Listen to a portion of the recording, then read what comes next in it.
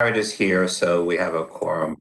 Okay, you go ahead and read it either way. Okay. So this is the agenda for the special work session of the Mayor and City Council, Tuesday, November 2nd, 7 p.m. virtual meeting. 1 is call to order. 2 is review and approval of the minutes. Yes, right away, and then a couple of them are quite tricky. Could somebody, whoever's muting other people? Valerie? Jared, could you? I hear some other people.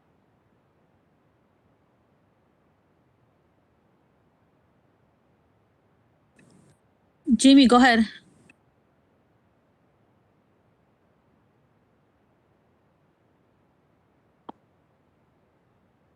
Jimmy, I think you're on mute.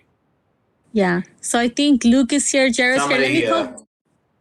Let me call the meeting to order, Jared. So then I missed all that. So this is the agenda of the special work session of the Mayor and City Council, Tuesday, November 2nd, 7 p.m. virtual meeting. 1 call to order. 2 review and approval of the agenda. 3 discussion ARPA funds. There's missing one number is missing, but 3 is discussion ARPA funds and 4 is adjournment. Maybe we could amend that to have the correct numbers. Thank you, Jimmy. Melissa, I think you have the control. Can you make sure you make that change? So let me call the meeting to order at 7:02 p.m. Council member Tarlo, Chesek, and Stolfus are all here present, accounted for, and me as the mayor as well. So we have a full quorum. We have read the agenda for the special work session today. Thank you, Jimmy, for that. Whilst Melissa, our city clerk, is moving around the numbers, it shouldn't be much of a change. So can I get a motion on the floor to approve the agenda? So once moved. we change the numbers. Thank you, Luke. Second? I'll second it. Second, any objections or abstentions? Okay, hearing that there's none, this agenda is approved. So the work session is going to be focused particularly on the discussion of the ARPA funds. During this section, we're basically going to arrange certain things that we have. No decisions are going to be voted on this part of the agenda because it's not a legislative agenda. Members of the public, if you're here, the rules are state your first name, last name, the block where you live, and you got 3 minutes to speak. You do not need to utilize all 3 minutes, but you're welcome to speak once we open it up to the public in the various sections. Okay. All right, Council, is there anything else I need to preface this part of the agenda? And nobody's camera's on, so I wouldn't be able to. There you go. They're on right now. I only see Kamali. I see Kamali and Tom at this point. I'll switch back to my phone. Thank you. So I'm assuming we're good, right? If I don't hear nothing. Yeah. They said in Spanish, el silencio aduenda. So which basically means if you're quiet, that means you agree. All right. So we're moving on to the next item. Item number 3, discussion on ARPA funds. We have 50, a little under 55 minutes allocated to this item. Can you guys put on the screen?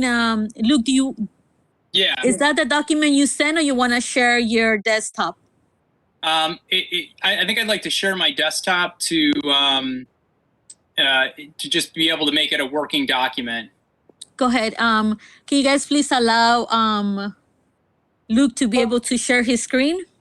All right, and let me I might have to come back into the meeting. Hold on 1 minute. Bye, Luke. We're closing the meeting then. Just kidding.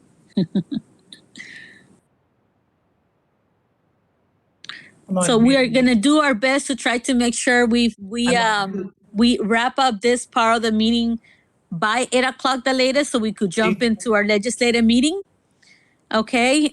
So if you don't have an opportunity to speak on this portion, you do have an opportunity to speak on the meeting itself. Okay. All right. So Luke, did you jump in and out, or? Well, he wouldn't be able to tell me if he's out. Oops, I don't see him. I think he jumped out to be able to share. He Yeah. probably changed a mechanism where he was working on. You can turn the light on, no problem. Your mic is on, Tom. Oh, sorry. Please turn on the light, though. Okay. We're gonna wait a few minutes on Luke to join us, so that way he could make it into a working document.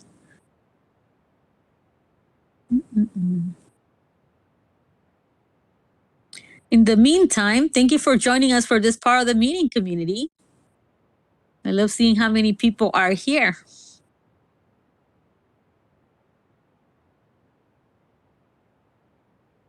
Where is Luke? I can also share it if Luke. Because the problem is not the sharing. The city clerk has also the document. So if you want, Melissa, if you could put it on screen while we wait for Luke, and then we'll share the screen. But he wanted to make it into a working document. That's the reason why we You're on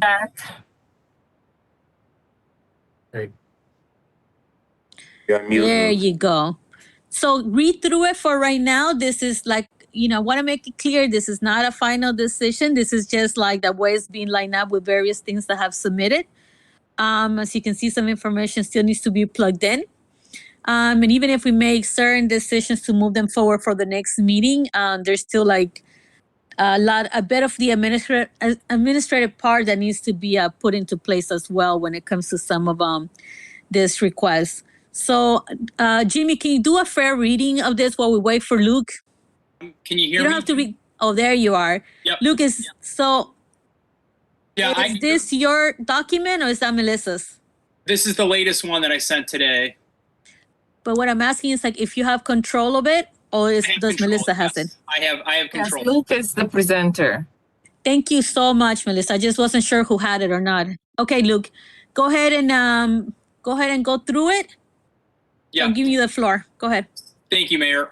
So what we're trying to do here, Celina and I met with Kamali last week, and we emailed the council a document that was not quite as organized as this to help us prepare for tonight. And what this document shows is it has a few columns. It's taken every approved proposal for ARPA spending from the community and from the mayor and council, and it's put them into several buckets here in the first column. We're calling that spending categories. So you'll see you've got stormwater management, and then in the second column, projects that have been approved expenses. So we haven't approved to spend them. The consultant has just said this is something you could do with ARPA funding if you should choose to do it. Then the next big bucket is education here. And you see we've got the proposals from Thomas Stone, Mount Rainier Elementary School, Joe's Movement Emporium, a couple of ideas from the mayor, the early childhood vouchers for daycare after school programming, and the 529 college savings account. And then we've got, I bucketed business aid. So there's an MRBA proposal for business aid. There's the idea for a partnership with FSC for investments for our businesses. And then the next bucket here is residential aid, and you can see we've got Wi-Fi for the community. I've consolidated all the sort of rental relief ideas, eviction, utilities, back rent, legal assistance into one bucket. We've got cash incentives, home repairs, which the consultant said we could do, but there might be restrictions on it. Workforce development was another idea I think that the mayor presented. And then we've got one category for city-owned parks, and I've listed the 3 city-owned parks here, the main ones, Richardson Park, Spring Park, and Rogers Park, for potential funding. And then there's another category for healthcare, which is the crisis worker, health outreach, vaccine incentives, and then workshops on domestic abuse, substance abuse, COVID stress. And then one category, which was kind of a catch-all for reimbursing the city for COVID-19 loss, and then bonuses for frontline workers. So those are the first 2 categories, sort of the spending category and then each project. And then here, if we have a cost estimate, I've included that in this column. And then this big column here, decisions needed, is for our discussion tonight. Try to talk through what decisions we need to have or information we need to have. Maybe the title can be changed in order to make decisions on these projects. And I put in some bullets of things that I knew we needed information on.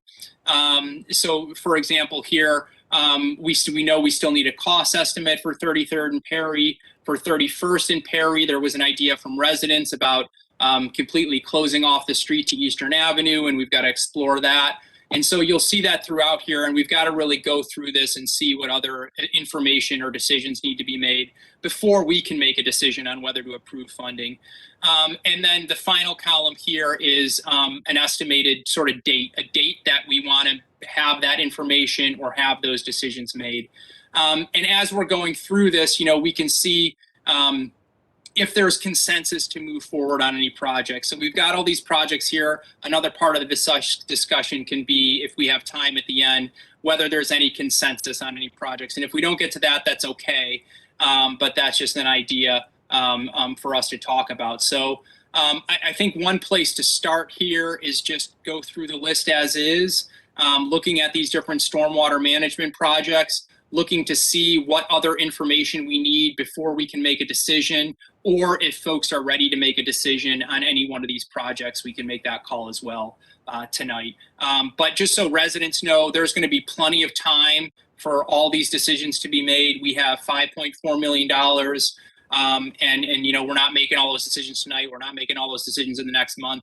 We just need to set ourselves a timeline for when we do make those decisions and what sort of information we need in order to be able to make a decision. So I'll stop there and see if folks are ready to just talk about each one of these projects and see what sort of information or decisions need to be made for each one of these projects before folks have an idea of whether they want to go forward with things. Thank you, Luke. That was a fair summary. I did put on it that I didn't see the bike co-op under the city-owned. I guess you focus on the rest of the park.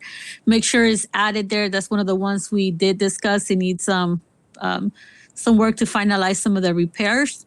And for the rental, for residential aid, I think there's supposed to be a separate line when it comes to food.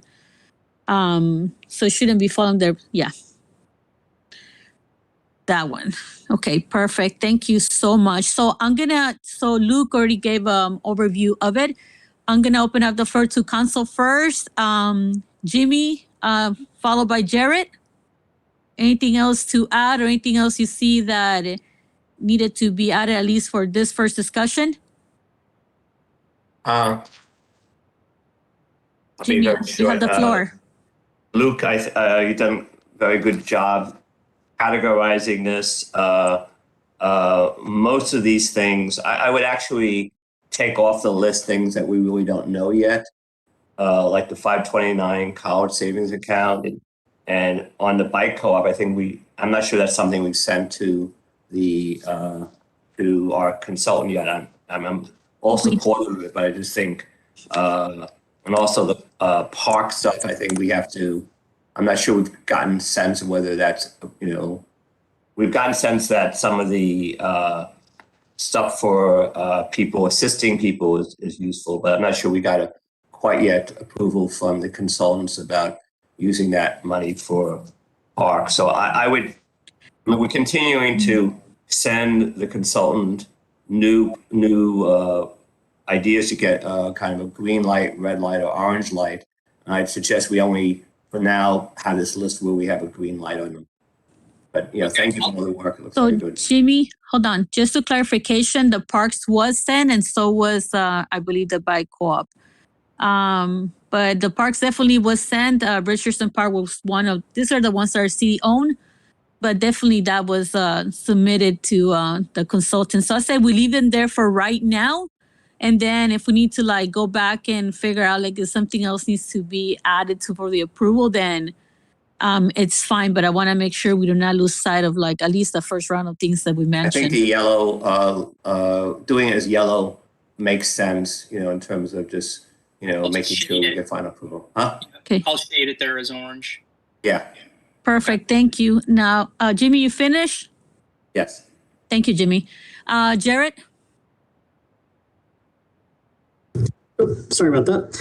No, I just want to say thanks to Luke and folks for putting this together. I know we had a lot of feedback, a lot of input, and it's really helpful to look at this in a organized, cost organized, and timeline format. So I just want to say thanks for your work on this.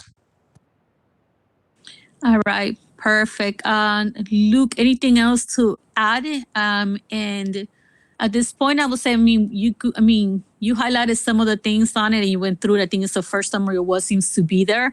And we have clarified that this doesn't mean this is the only things we're going to fund. We're trying to organize ourselves to make sure we can make decisions. And that's where we're at.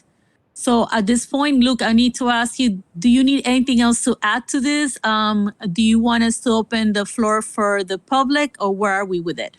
I think it would make sense for us to go through this as a body together to make sure the decisions and informations that we need to make for each project we get here and we get a timeline for it.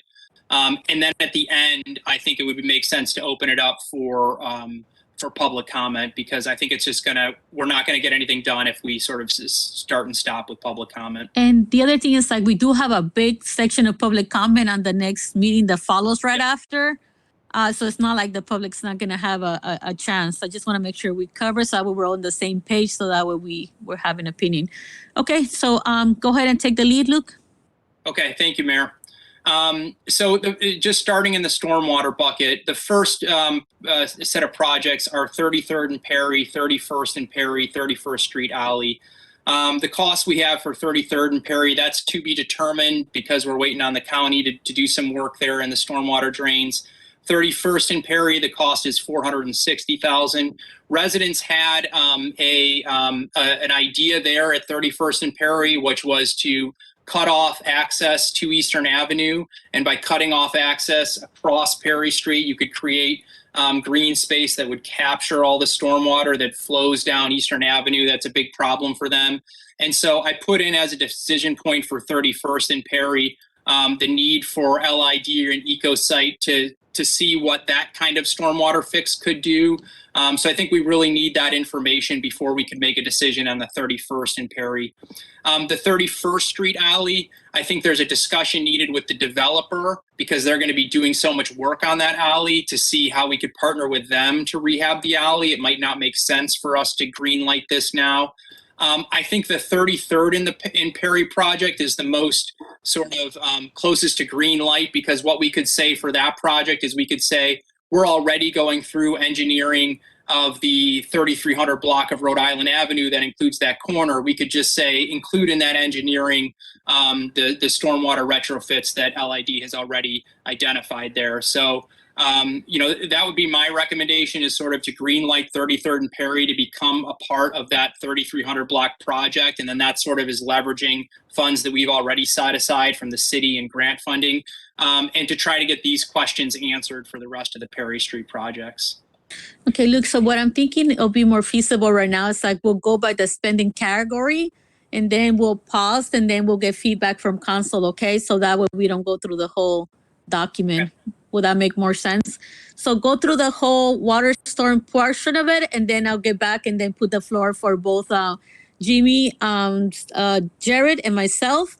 So that way we do it by buckets, okay? Okay. So go ahead and finalize this part. Okay, the Arundel Road project, that one, I think we talked about a conversation needing to happen with the county to see if they would be willing to extend their Green Street project with the money that they will have for stormwater projects.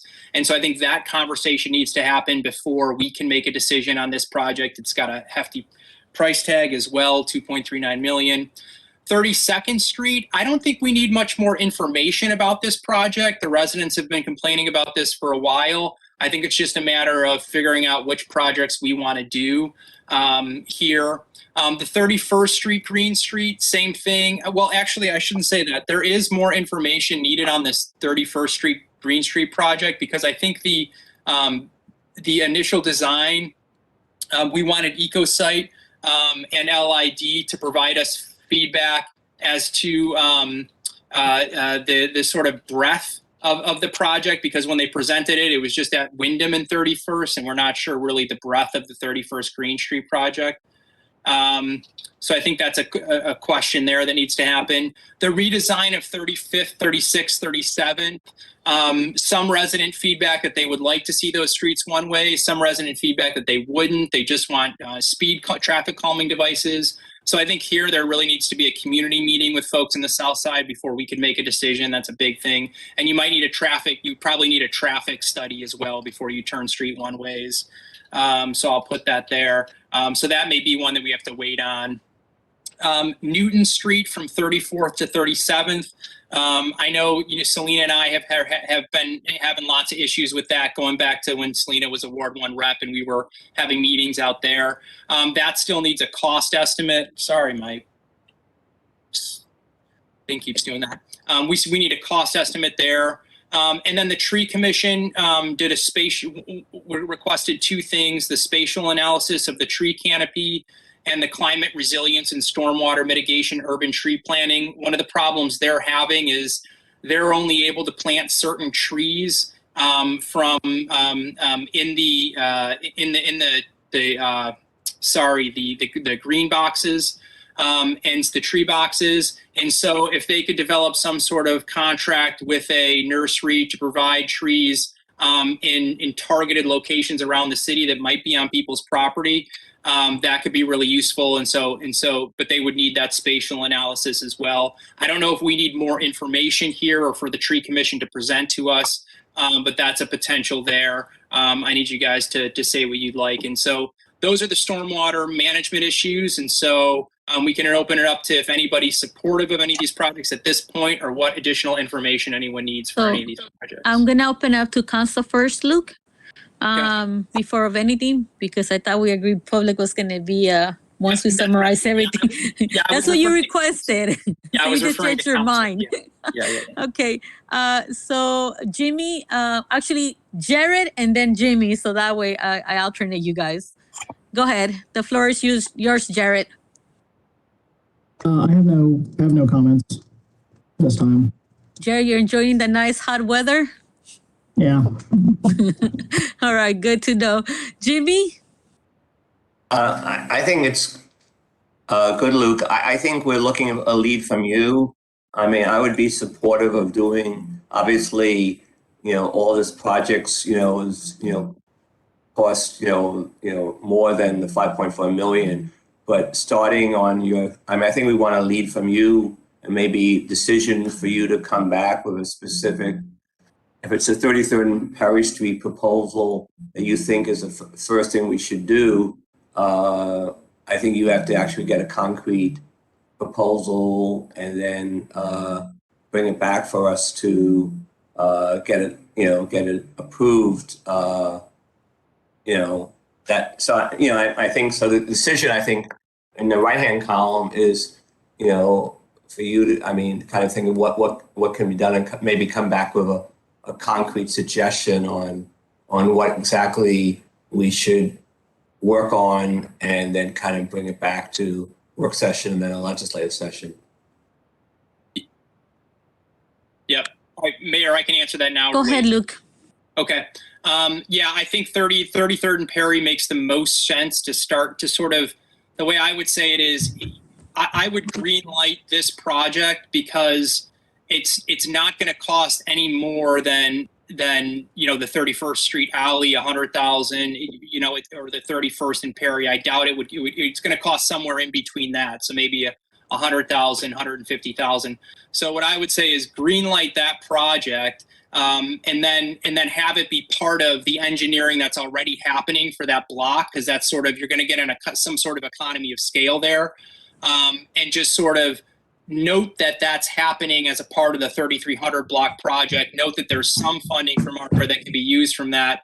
Keep that in the back of your mind, and then just kind of set that aside for now. And it seems that for every other project in here, you're going to need some feedback on before you can make more decisions. And so, while that's happening, get decisions on the rest, get the information you need on the rest of these projects, and make new decisions from there. Thank you, Luke. You're like a whole 2 minutes. So I'll tell you my feedback right now.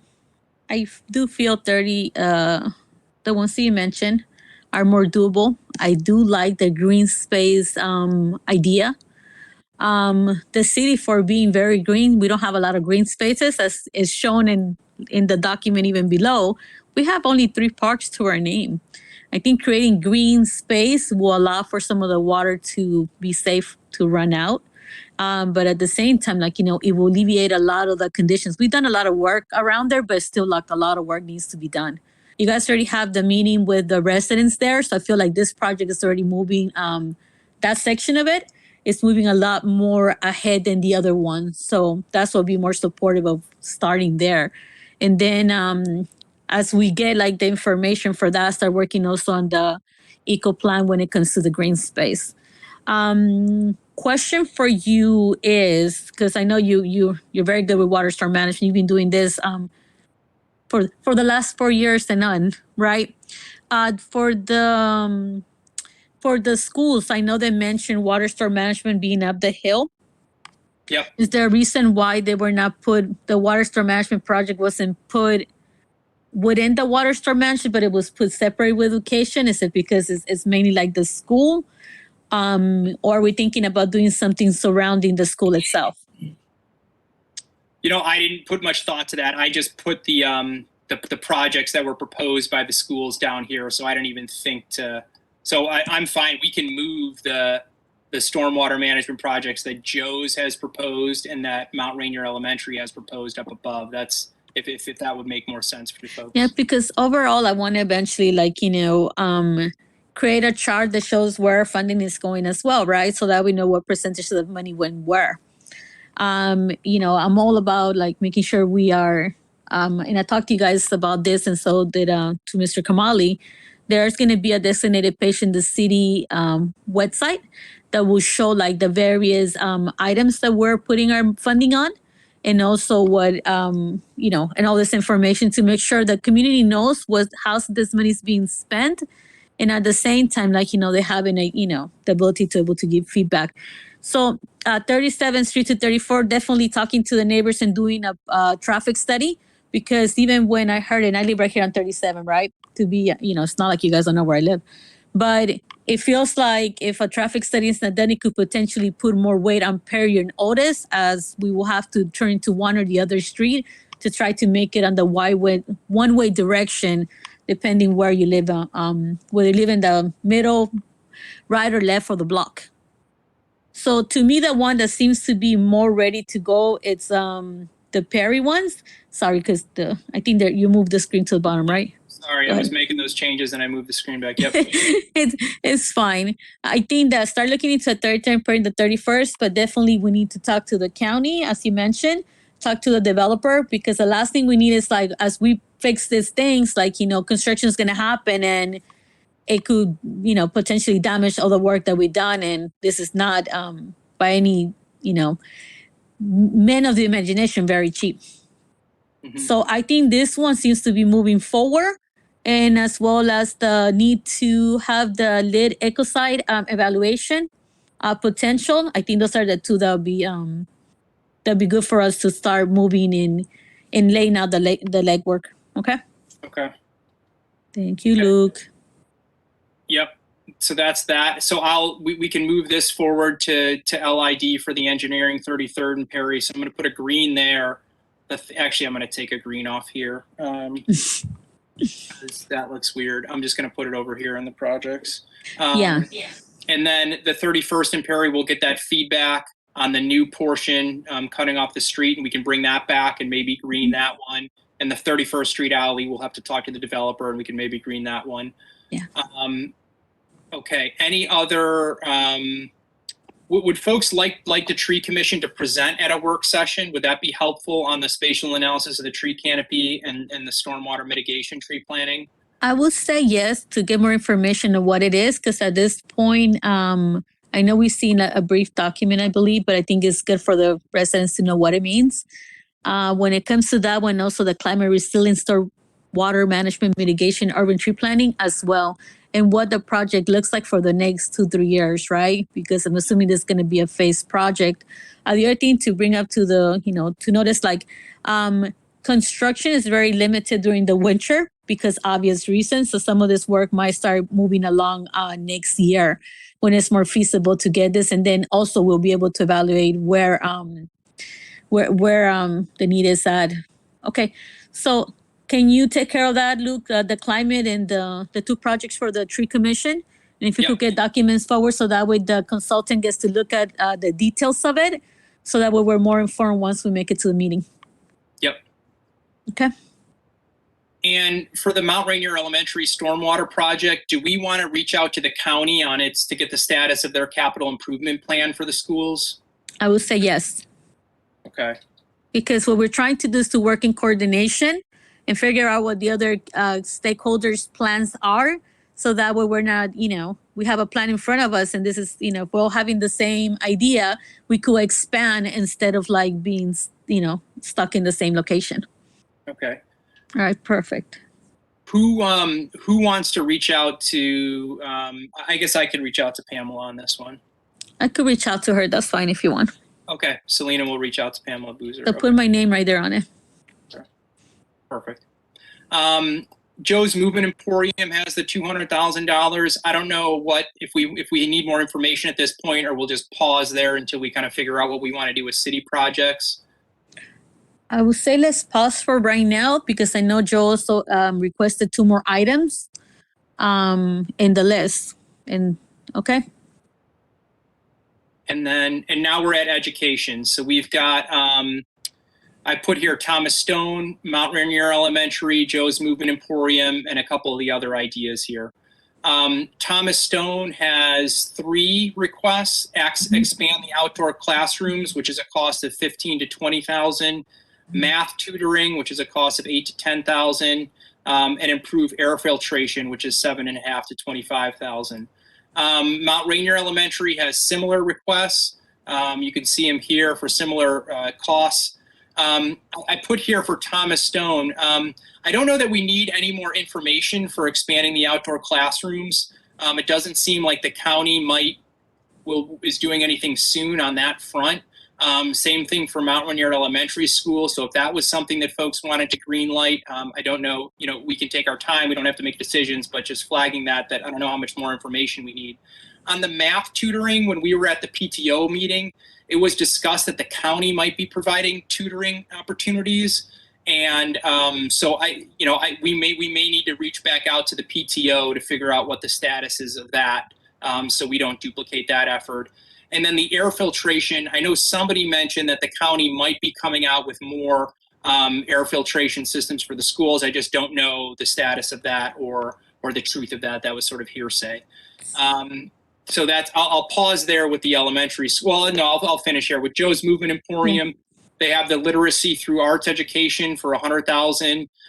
The Arta para Todos, and I don't think I'm pronouncing that right, for $50,000. And then their stormwater management project for $200,000, which I moved above, so I'll delete that. And again, here, I don't know if there's more information that's needed or if folks are ready to make decisions on this front. So, okay. So 2 things, just to ask information before I open the door to Jimmy and Jared. I think the filtration is maybe one of the other conversations with Pam, right? The math tutoring might be with the schools, and Pam might be able to know the schools. All right, for both of them, I'll take care of those because I know there's tutoring that we were told in the PTO that was going to happen, but I'm not sure if it's just for certain grades. So if they need that funding to like expand to the grades that are not covered from the county, that might be where this is at. Okay. For Joe's, they send a very lengthy of what it is. With some of these ones, we still have to do our internal applications and information and measurements and everything else that needs to happen to carry through it. So even if we said yes, green light to this, it's still like the administrative side that we need to cover on it. And I did not see program manager on this list, Luke, but if it's not there, we definitely need to add it because this is a person that's gonna help us put a lot of these things together. Okay, I'll put that down at city here. So that should be a green light for all of us. If not, it's going to be very hard to move any of this. Okay, so in the meantime, Jimmy, you have the floor, followed by Jared. So I would definitely second the thing about the program manager and actually suggest that we move that to the legislative session tonight, so we can actually approve that and kind of searching that, because, with a new city manager and a whole new staff, we just can't, there's a lot of work involved in that. So I would actually suggest that we move that to the legislative session and see if we do that. Going back to the education, Luke, if you could scroll up. Yep. I think the expanding outdoor classrooms might be something we actually need a concrete, proposal that we can maybe, kind of make it concrete, like what exactly it means. The other two sound like, we need some more information on it. I'm really want to go, the ARPA Paratotos is Brooke Kidd sent us a pretty lengthy proposal on that. And I would like to go ahead and do that one. It's $50,000 to move ahead on that. She's on here. She could even speak now at the legislative session, but it'd be nice to get a couple of things down. Right now it's just council, and then we'll open it up. But Jimmy, anything else? I didn't mean to cut you off. No, I just meant she's, here if we need more information about it.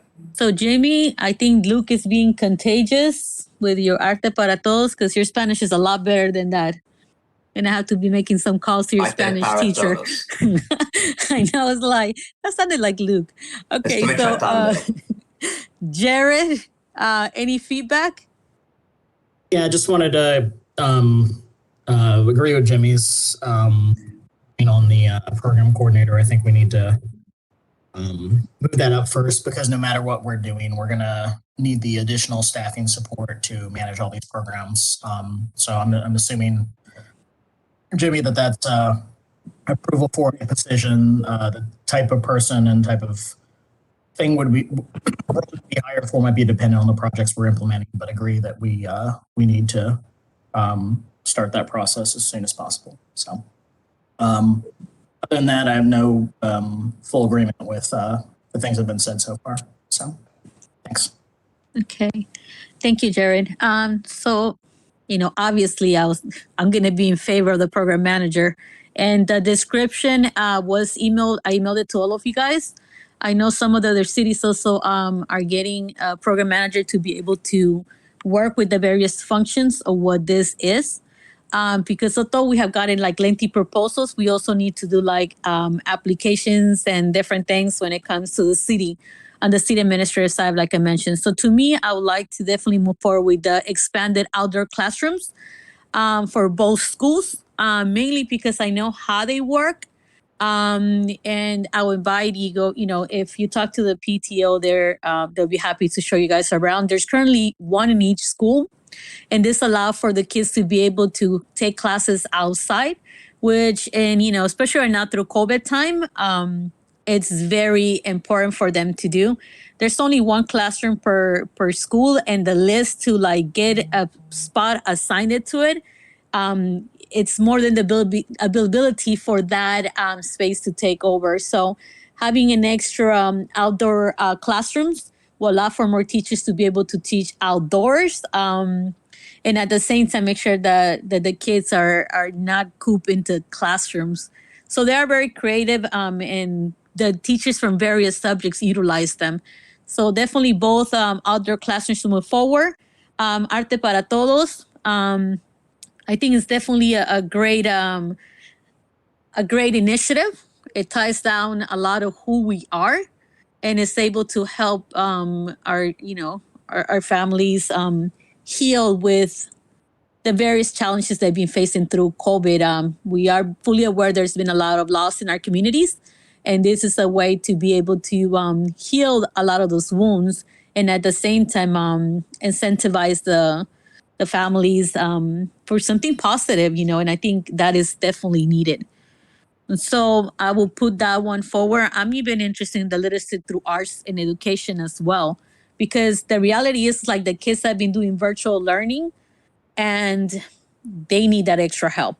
And so I would like to look for the literacy through arts education and Arte para Todos as well, to move them forward to our legislative session. Okay, and the other item that you didn't touch, Luke, was the early childhood vouchers. Mhm. I believe that was a year for the consultant as well. Okay, we got to hear from the consultant there. Okay. Okay, so is there? I know Jimmy had mentioned. I'm all for the Joe's, the 50,000 there for that project. I know Jimmy had asked for a more concrete proposal on expanding the outdoor classrooms. I was able to take a tour with Valerie of at least Mount Rainier's outdoor classroom that exists and what they're looking to do there. So, but do we want to pause on allocating that and wait for a more concrete proposal, or is there consensus for moving forward on that? Jared, Jimmy?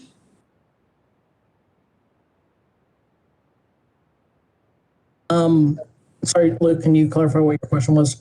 So for expanding outdoor classrooms at Mount Rainier and Thomas Stone, Celina was supportive. I'm supportive of moving forward, but Jimmy would ask for a more concrete proposal because I don't think he's had the pleasure of kind of walking through the space. And so do we want to, is there a consensus to move forward, or would we like to get a more concrete proposal from the parent-teacher organizations there?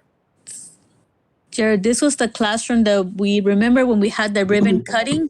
And that's where like they show Valerie show us around also the classroom space. Yeah, I mean, I prefer to see some more. I mean, I'm aware, but I mean, as Jimmy said, I prefer to see some more detail. But are we just setting aside the amount for project, Luke? Or are we?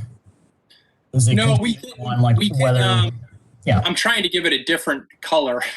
If we're waiting for a more concrete proposal here, I'm trying to give it like a yellow color so that it's like, there we go.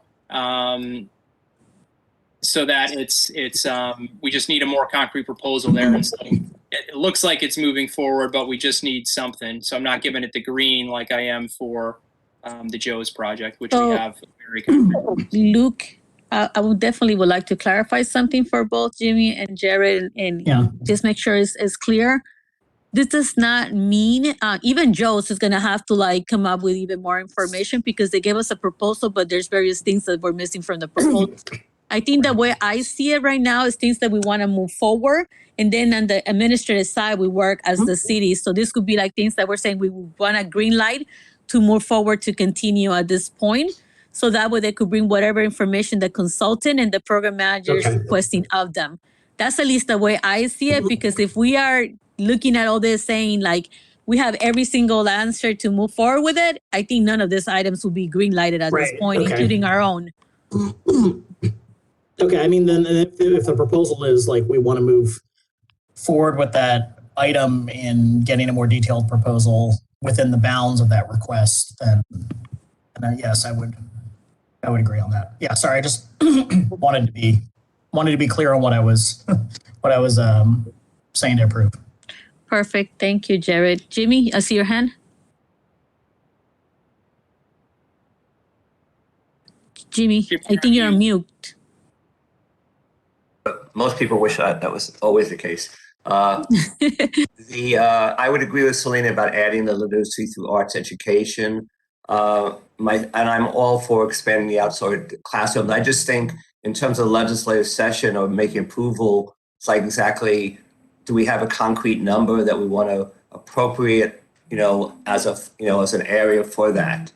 I mean, we have a couple of specific concrete proposals from Joe's on the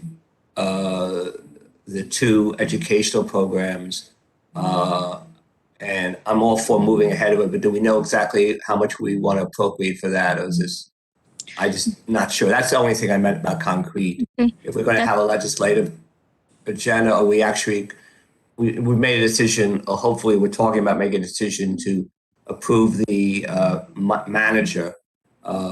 So is like the two levels: one, going ahead and appropriating the money; two is, yes, we move ahead and bring it back to the next legislative session, those issues. And the only thing I would also wonder is whether we should pause after a few minutes about not going through any more until the next work session and have some kind of community, responses, since we're at 7:47.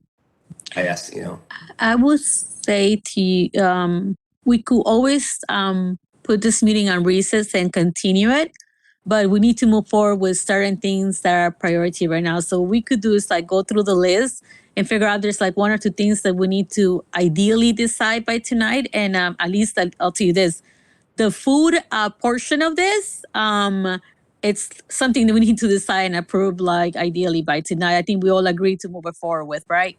But if not, I was thinking of pausing it, once we hit to like, 7:50, because remember, we do have public comment in the next meeting, and that's where the public could also like make comments on any of these things as well.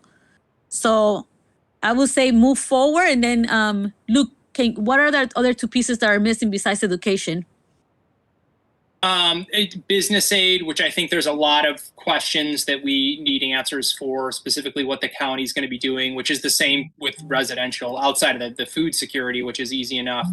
But there are some questions there. And then the parks, which I think there's a way to move forward with Spring Park because, again, similar to 33rd and Perry, there's already an RFP going out. We should just see what the cost is and finish that project with the ARPA funding. So that was the only thing I was going to kind of see if we could get consensus on moving forward. We wouldn't be moving forward for Spring Park with sort of approving the number, but at least getting a status update on that RFP going out so we know what the cost is for Spring Park.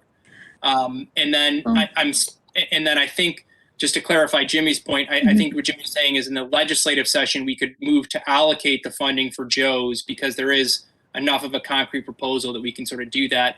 For the expanding the outdoor classrooms, we don't have enough of a concrete proposal because it was just sort of a very rough guesstimate of 15 to 20 and for Mount Rainier 14 to 25. So we would need something more concrete, I think, in order to have a legislative vote on those two.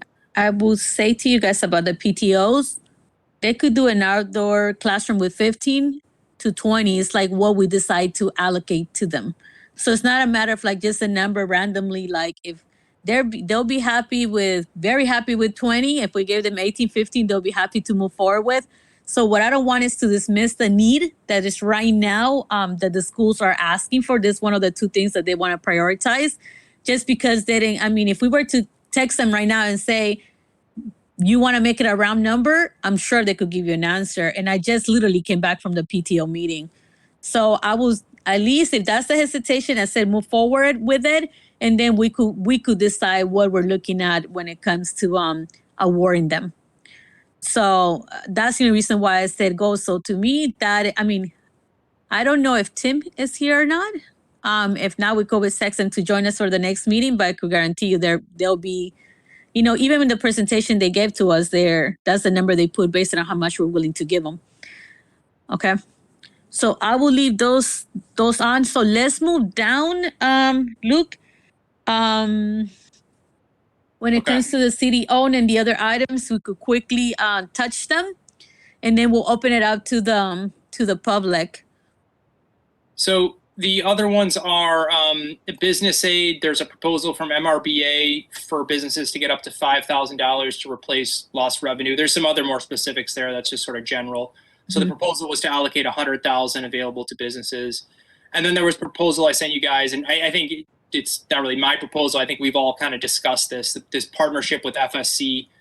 We have already the Economic Incentive Fund with FSC. Is there a way to leverage that to put more money into relief for businesses so they could make investments, not just replacing lost revenue, but make concrete investments? And then for residential aid, just for time, I'll get into that. We've got Wi-Fi, food security, rental relief, cash incentives, home repairs, workforce development. We haven't really sussed this out yet. I think there's a lot of questions here that somebody might need to take leadership on. And then there's also waiting for what the county's going to do. So there's a lot of question marks there outside of maybe food security, which is something we're used to administering. And then the city-owned parks, I talked about that earlier. It could be just repairs. So we probably need cost estimates for Richardson and Rogers. And then on Spring Park, we just got to get that RFP out, and I don't know where we are in that process. And then lastly is healthcare, which is similar to residential aid, just a lot of work that needs to get done on that front. For all these health initiatives, somebody just needs to suss out what all this means.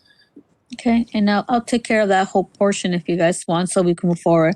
So I will say one thing about Richester Park. That's the park, and Mr. Kamali could discuss it in the next meeting. But that's the park, or Rocio, that is in the worst condition in the city. That's like the worst, and they do have estimates, more or less, of what some of the costs. This is something that they have been applying for grants for this park for quite a bit. So that one might be more ready to move forward as well. With Spring Park, we need to make sure that we do not forget that there is a grant that we do have that we need to utilize. So that one, that's why I feel like, we could do do the grant and then separately the ARPA portion of it. Yeah. So let's do this. Jimmy, Jared, as a block, what's your take on any of these items that were touched? Jimmy, if you're speaking, you're on mute.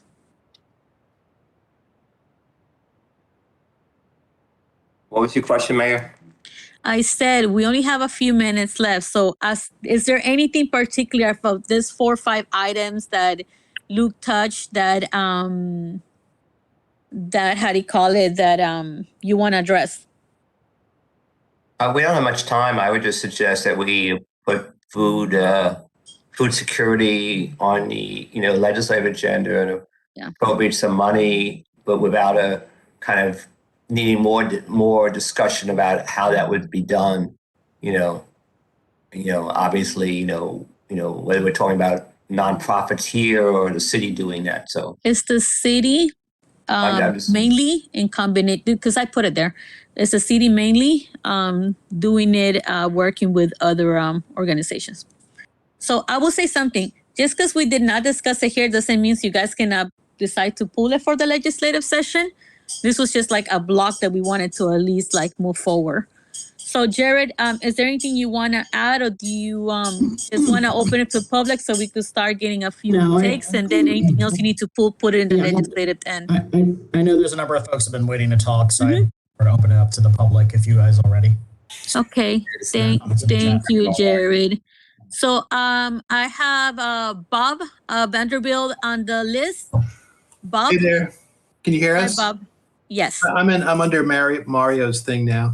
Thank you, everybody. I just wanted to thank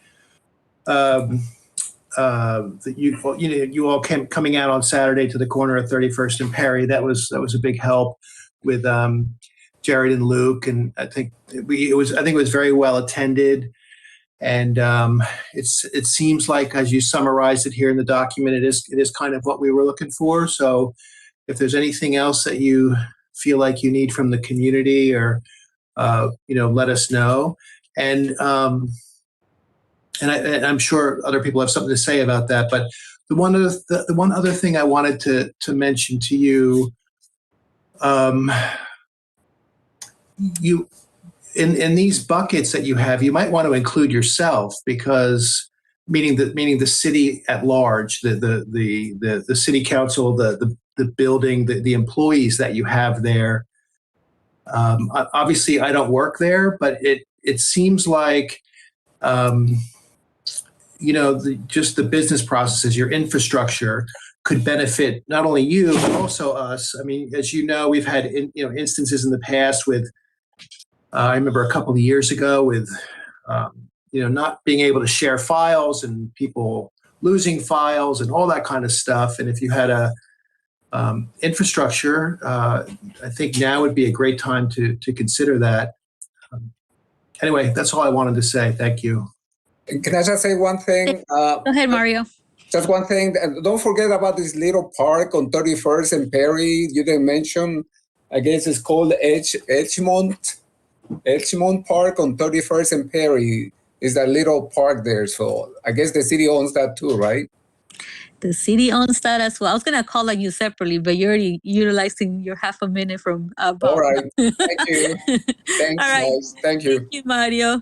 And thank you, Bob, as well. I see I have Brooke right here, and Charnette also. Charnette said, hold my comment until the next meeting. Okay. So, Brooke, the floor is yours.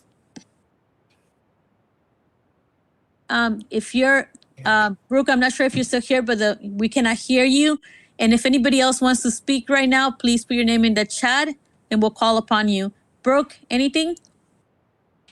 I'll read her comment in the meantime. It says, please consider the math tutoring at Thomas Stone because even if the school funds services, more is usually needed. Yeah, 100% agree. Thank you, Brooke. And thank you also for the various submittals that you have put. All right. Let me see. Tom, go ahead. The floor is yours. Yeah, really quickly, first to support everything that Bob Vanderbilt said, but I really want everybody to realize, and not just city council, but citizens who are on the line, the meeting on Saturday that Luke and Jared organized at the intersection 31st and Perry was attended by 37 people, some married couples from houses, so it's not 37 households, but that event really had an effect on the morale of the immediate neighborhood, and that morale it was hurting. It's now much more positive, and I think that is, not to use a phrase that's maybe not popular during the pandemic, it was really a shot in the arm for local democracy, and I'm really grateful to Luke and Jared for doing that. The issue of 31st and Perry obviously stimulated some of that turnout. All of the issues we talked about were safety issues, whether it was water control or the traffic that's cutting through from Eastern Avenue through Perry down 31st or into the alley, or the trucks that continue to tear up the curbs and destroy the poles that Kamali has been so energetic about trying to repair. Those are all safety issues, and we talked about all of those, but it was great not to have 60 seconds or 90 seconds to talk about some of the issues, but to have a lot of give and take with residents with each other, and residents with Luke and Jared. It was really a first-rate event. I'm grateful to the two of them for taking time that they really don't have on the weekend to kind of lead the neighborhood in some discussion. And that's all I want to say, but thank you very much. Thank you, Tom. And to be clear, we do 180 minutes now. So we have increased it by 3. It used to be 60 at one point, but now it's a whole 3 minutes. And I think you utilized like 1.5. But so to your point, we are going to continue doing the community meetings. We had 3 previously. With this one that Luke and Jared had will be the 4th one, plus a virtual one, 5. And then we're also going to be going to other locations through the city to make sure we are informing the community, not just in our meetings, but also face to face. So that's definitely has been a big push. It'll continue being not just for ARPA, but for the various subjects. So I'm glad you enjoyed them. They're very positive. Okay. All right. So it is right now 8, and Luke wrote a very wonderful email quoting me.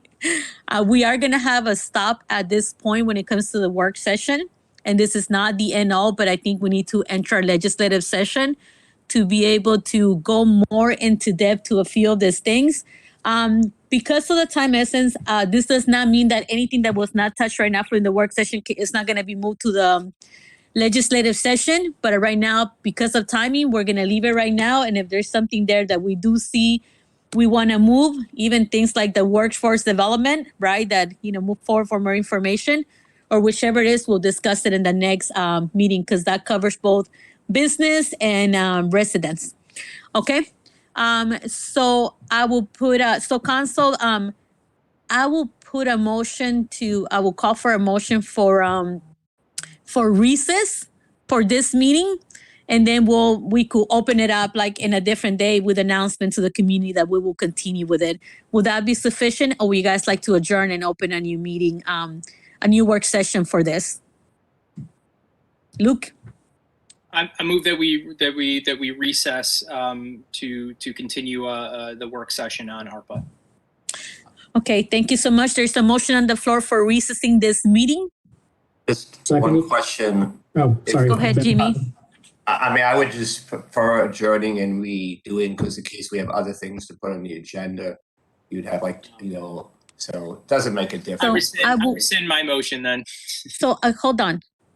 I think that we could recess because even if you add more things to it, to this, I want us to have just a meeting about ARPA when it comes to it, because look at the position we are right now. We are going to be finishing our meeting close to 11 o'clock if we haven't even started. So I would like for ARPA to just be ARPA, kind of like we do the budget, just the budget itself, because the reality is, it's a lot to discuss. It's a lot to narrow. So you That's guys could fine. adjourn, discuss, but the next meeting, I'm just going to call it for just ARPA itself. I'll move that we recessed and to continue at a later date the ARPA discussion. I'll second that. There's a motion and a second. Any objections? Abstentions? Hearing none, this meeting will be recessed in the meantime, and we'll put the new information for the continuation of this meeting once we have it. So council, look at your agendas to see when we could have the continuation of this meeting, okay? And we'll let the community know as well. All right, so that moves us on into our legislative session. Can you guys put the agenda on the screen, please, Melissa? Thank you so much. So we're calling it to order at 8:03.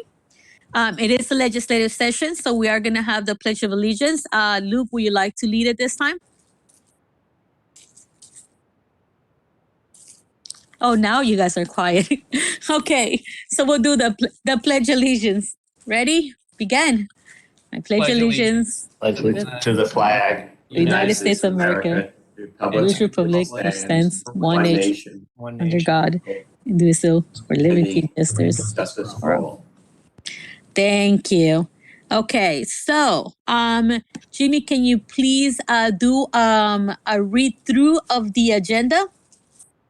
Call to order, Pledge of Allegiance, review and approval of the agenda, Mayor and council member event announcements, closed session summary, public comment, presentation by WSSC, presentation on business applications, hopefully, ARPA funding, adoption of minutes for legislative meeting, vice mayor rotation, charter amendment, vacancies in office, new business, presentation of work session minutes from September 21st, discussion vote to amend fiscal year 22 budget, Mayor Celina Benitez proclamations for November 2021, adjournment. And we'll read the upcoming events. So council, you guys heard the agenda. Is there anything you guys would like to add or remove from the agenda? Could you go up to number Says he wants to up numbers. We're getting discount right 8? now. Let me go down. Candidates, and in a couple cases you didn't see pictures.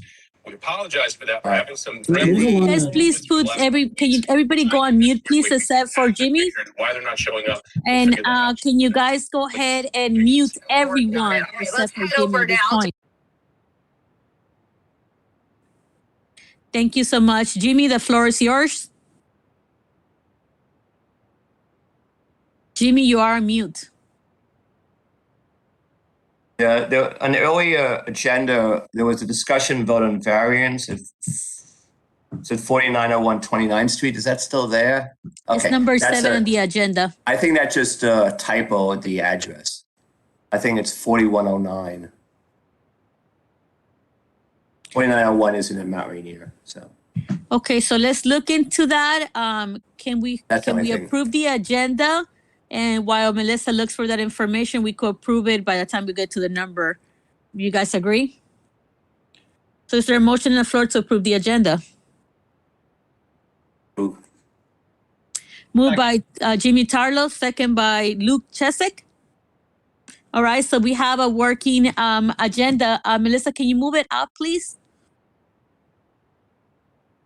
Okay, there you go. So first item, item number 3, mayor and council members events announcements. So I'm gonna go Jared, Luke, and Jimmy. Go ahead. No announcements to add at the time. Thank you. Thank you, Jared. Luke? Yes, I have a few announcements. First off, the Native Plant Network kickoff has been a really good success. We've gotten everybody, I think, who signed up for yard visits, got their yard certified. And now they're going to get a sign that's been designed by Tori Partridge. And they will also get a free native plant from courtesy of Chesapeake Natives, courtesy of a grant we got from the Endangered Species Coalition for $500. So no city money spent on the free native bushes that folks will get in their yard. It was really nice to just kind of go to people's yards and see what's in the backyard, because normally you're only looking at folks' homes from the sidewalk. So it was kind of nice to get around and meet with folks.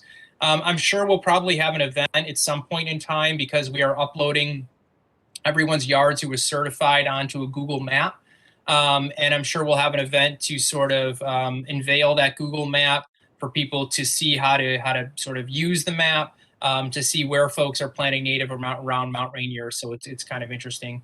Along those same lines, the Sierra Club still meeting monthly. It's Maryland chapter. I'm chairing a subgroup on creating a plant and wildlife corridor across the state. So we are targeting Tacoma Park to copy our legislation. So we're talking with a council member there on picking up our legislation for the Native Plant Network.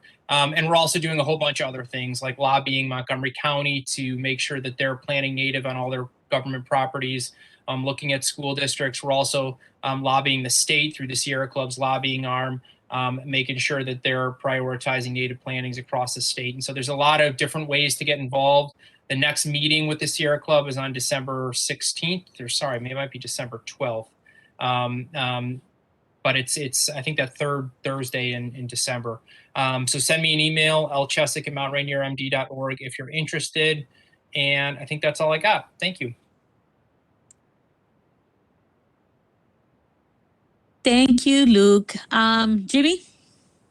No announcements. Oh, wow. So nice. So I have a couple of announcements. I'll go as fast as I humanly can. But we had a Halloween event this weekend. They were very well attended. This actually was the first city event that we have post-COVID. So we kicked off the event season with a Halloween parade. So it was great to see the various community members getting ridiculously creative. I mean, the costumes were excellent. We did a parade, a small parade around the city. The kids got a bunch of candies. And also we had a trunk or treat. This was the first time we done it, at least in the common time for the city, right? And very good feedback, plenty of candy, plenty of outreach. Thank you to our City Clerk Melissa Jarrett from Communications, as well as Pink for helping this, as well as Public Works and our police department as well. They were all out there making sure the community was safe. Had plenty of candies and plenty of joy. Also, the different council members, thank you for showing up. We had a New York and a Chicago basketball player. I'll let you figure out who was who. Representing the various cities. I was like, I should have known who they were. So thank you for joining. We also were very happy to see Jody playing her beautiful instrument as kids were marching together. And a big shout out also to Shivali Shah, who was the founder of actually the Halloween event in 2015. So I got good positive feedback from the event. So it's good to hear that from her, especially after all the hard work she put into many years for that. So saying that, what you see in the screen is the Thanksgiving food basket distribution that will be taking place in the city. The link is live. You could either scan it with the QR code that you see right there, or you could go to the MountRainierMD.org page and click on the banner and it will take you to the form. All right, so we are looking, obviously, if you need a basket this holiday season, please sign up. If you want to volunteer, please reach out to me. I'm happy to take volunteers because this is definitely going to be a city effort to try to get all these baskets together. And if you want to make donations, we are going to put a list of items as well in case you want to donate. The Rec Committee is moving forward with their Helping Neighbor initiative. And there's also going to be a parade of lights coming up. So they'll be able to provide more information moving forward. And we are having our veteran event this Saturday. with the flag raising ceremony and breakfast. If you are a veteran, please contact me so that we can add you to the list. And we already have confirmation from Senator Augustine that he's also going to be here. Delegate Fisher's also going to be here as well. So I will say that we look forward to spending the morning with our veterans and their family and reach out. So I'll leave it at that for right now. And one more. The holiday season is being kicked off as of November 1st. You will see the lights in the circle being turned out. Because we are a very diverse and inclusive community, wanted to make sure we turn the lights on, as the various cultures and traditions do focus on lights. And the first event that's happening is actually Diwali, which happens on November 4th this year. We will be having Shivali actually applied for the Red Committee for a Diwali event for November 20th, and more information is coming forward in order for more residents to join and learn about the various cultures that we have in the city. So those are my announcements. All right, move on to the next item, please.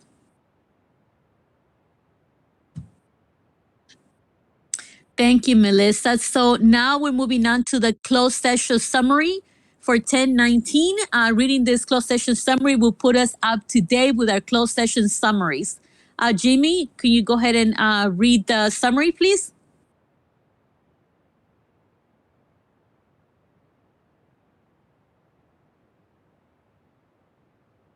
You're on mute, Jimmy, if you're reading. Is it possible for you to, expand it at all? I'll try and read it. It's a small print. Thank you. Closed session summary, date October 19th, time 9:16. Closed under annotated code.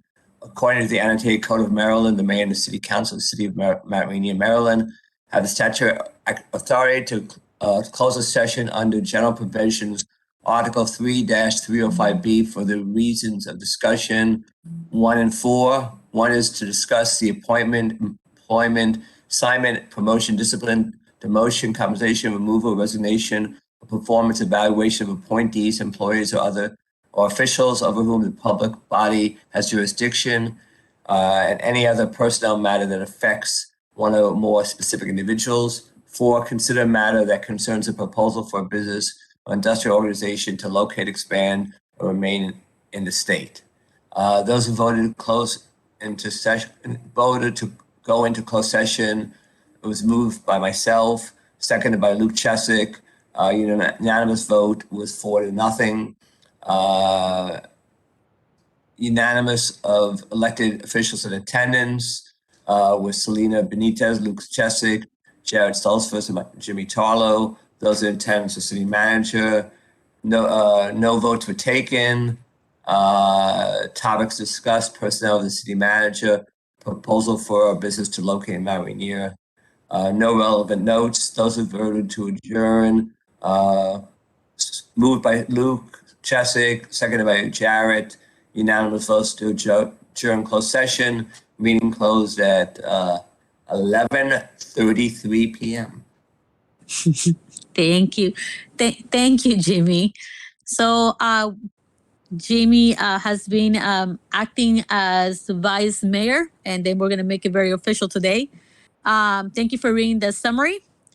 So we're moving on to public comment. Public comment is open to the various residents of Mount Rainier. You have 3 minutes, and please state your name and last name, as well as your block number and street number in order for have the floor. And if you need to have the floor, please go ahead and make a comment on the chat so that way we could call upon you.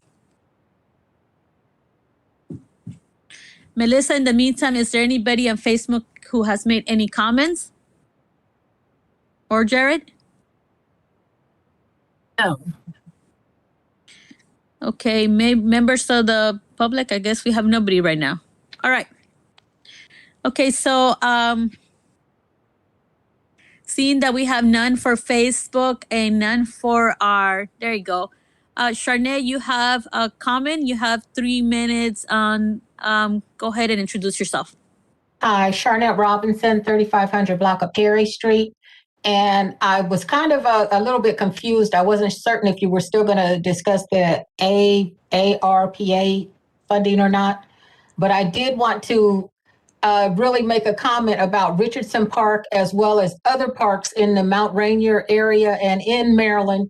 We are working so hard to make so many of these parks more inclusive for handicapped and autistic children. Right now, Richardson Park, if you are wheelchair bound, you cannot enter that park. It is not in compliance with ADA.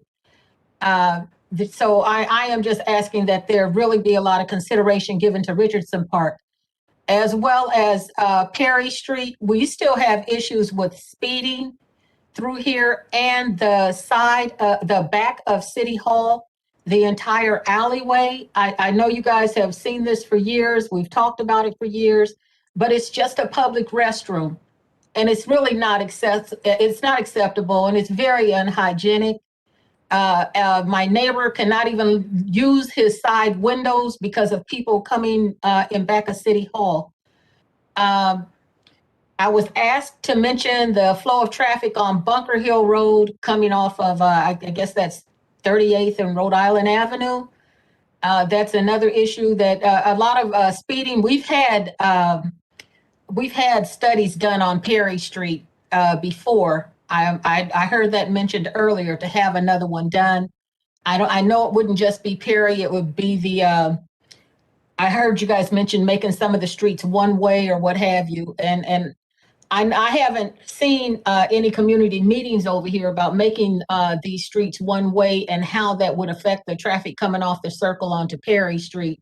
So I'd really be interested in seeing the proposals or whoever's putting forth that about making these streets one way. And I think that's it. But basically, the fencing with a lot of these parks, they're not inclusive, and they're really very dangerous for children that are autistic that don't know boundaries and will run into spaces, especially where there's water or high traffic. The park on 34th Street has no fencing. It has a very beautiful garden, but there's no fencing around it. And if you ever take a kid down there that is autistic, they don't know boundaries and they will run into other areas. So it's not really a pleasant experience for parents trying to take their kids to parks. And lastly, if I had my rather, a lot of the playgrounds that are on the schools, we went over to Mount Rainier and we looked at Thomas Stone Elementary School. If those playgrounds could ever be fixed up and fenced in the way that they are, I wish that they could be open for the public, for children. Guys, it's 3 minutes now. Thank you. Thank you, Melissa. Okay, anybody else from the public? Okay, going once, going twice, going 3 times. All right. Thank you so much for those members of the public that made a comment earlier or right now. So we're gonna move over to old business. We do have a presentation from WSSC. As you guys are aware, there is gonna be a lot of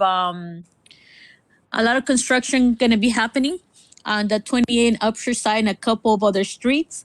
So we are very delighted to have the WSSC here. They also had a community meeting that both myself, Jared, and the various members of the staff, Rocio and Alma, attended with the residents on location. If you guys remember correctly, we've had a meeting previously with them and they gave us the information and plan, and they did say they'll go to the community and speak to them, and they follow through. So we do thank you for that. So we have 3 members of WSSC. Can you check if they're here? We have Jorge, Monica, and David, I believe. There you go. David Wilkins, Monica Marquina, Jorge Rodriguez, and Kennard Wheeler. I believe all 4 of them are here. Thank you for joining us. And the floor is yours, whichever of you guys would like to speak. Sure. Thank you, Mayor Benitez. Thank you for having us tonight. Thank you, Council. As Mayor Benitez mentioned, David Wilkins is here tonight with me, and so is Kennard Wheeler. David Wilkins is the customer advocate for this area. So for any issues that arise in this area. He's the point of contact for WSSC Water. His contact information will be at the very end of the slides. And then Kennard Wheeler is the maintenance manager for this area. So he manages the service center, so to speak, that takes care of the area where the city of Mount Rainier is. And of course, there's me. I'm the deputy director for utility services, which is maintenance and operation at WSSC. Next slide.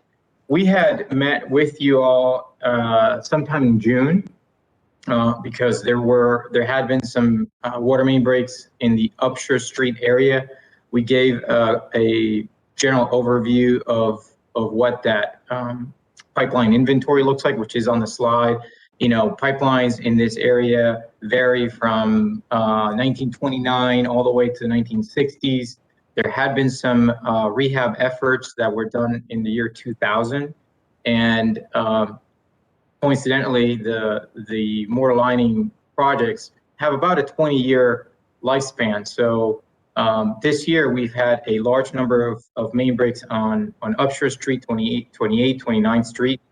And that triggered interest from the community, interest from Mayor Benitez's office. And so, like she mentioned, we did look into this and we promised that we would have a short-term plan and a long-term plan for the community. And that's what we're here to discuss. Next slide. Some of the things that were presented in June were short-term measures that we were going to be taking.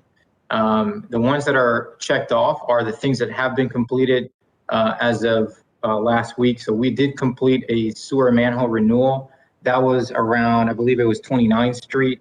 We performed leak detection. We performed pressure monitoring in the area to make sure that there weren't pressure spikes causing the breaks. We completed a sewer relining project on Upshur between 28th and 29th. And that also included some laterals that were completed. And like I said, we relined the sewer. We completed, obviously, the customer notifications per the request of the city, knocked on the doors, left some letters.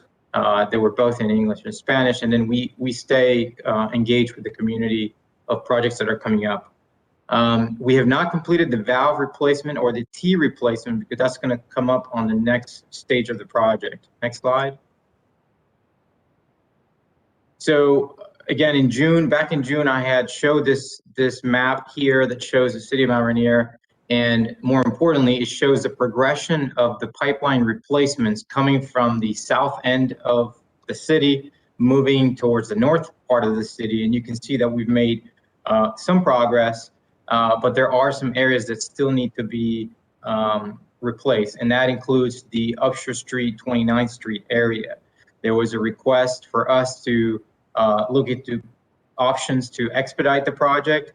And we're happy to share with you guys, with council and the mayor, of course, that we are going to be proceeding with a portion of the project with in-house crews to replace a portion of the main that has been giving us the largest number of breaks. So we're going to be starting that project now. Actually, our crew started mobilizing last week. Next slide. This map shows the expedited portion of the project in red. So what you're seeing in this design, this is the remainder of the pipeline inventory that is slated for replacement in the coming years.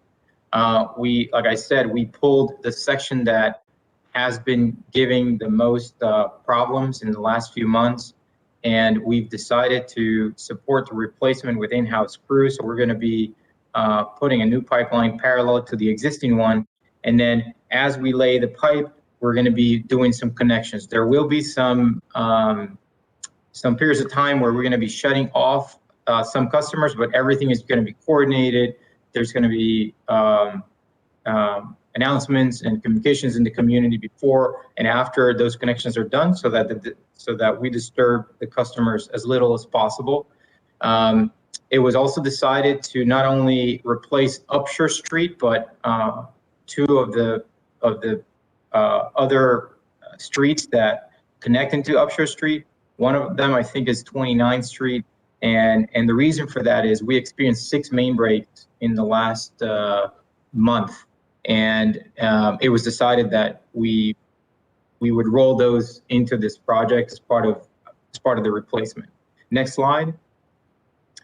What is shown in blue here is basically the rest of the pipelines that are going to be replaced. Those are currently in design. The red portion we pulled from the traditional design, and we're going to be doing them in same trench just because of the urgency that we have at the moment. But know that at a later time, we're going to be coming back to the City of Mount Rainier with a plan, dates, and communications to plan out the future replacement of the remainder of the pipes. So what's shown in blue on this slide is what's going to follow the critical replacements that we're going to be taking on. Next slide. Thank you. So as I mentioned last time, if anybody in the community sees water bubbling up on the street, we rely on customers, on the public to report them. So please call our emergency line. Our information is on our webpage. The typical process that a water main break follows is the emergency call gets into our center, into our dispatch center, and we dispatch an inspector that is going to go out in person to verify that it's an asset that belongs to WSSC Water. Once the problem has been identified, a crew is going to be assigned and deployed to the site. The next step would be to isolate the main, so there may or may not be customers affected on the shutdown. And of course, we're going to jump into the repairs, flushing the main, restore it as soon as possible, especially during COVID times. And then on the street, there's going to be a temporary patch that's going to be made. And within 30 days or so, we'll follow up with permanent restoration. A contractor comes in and repaves the street. So that's the typical cycle for a water main break. And then the next slide, I believe, has our contact information for our alert system. So we urge our customers to sign up for what we call CNS, it's Customer Notification System. You have to opt in to receive these. I believe you can receive them by email or by text. If you need help with customer service, 301-206-4001 is the number. If it's an emergency, a sewer backup, a hydrant that somebody hit, a water surfacing on the street is the 402 number, or you can send us an email as well. You can reach us by social media. And down below here, last but not least, David Wilkins, who is present here, he's the point of contact for the community. That's his cell phone and his email address, david.wilkins@wsscwater.com. And with that, I believe that's the last slide. Are there any questions, any comments that we can help you with?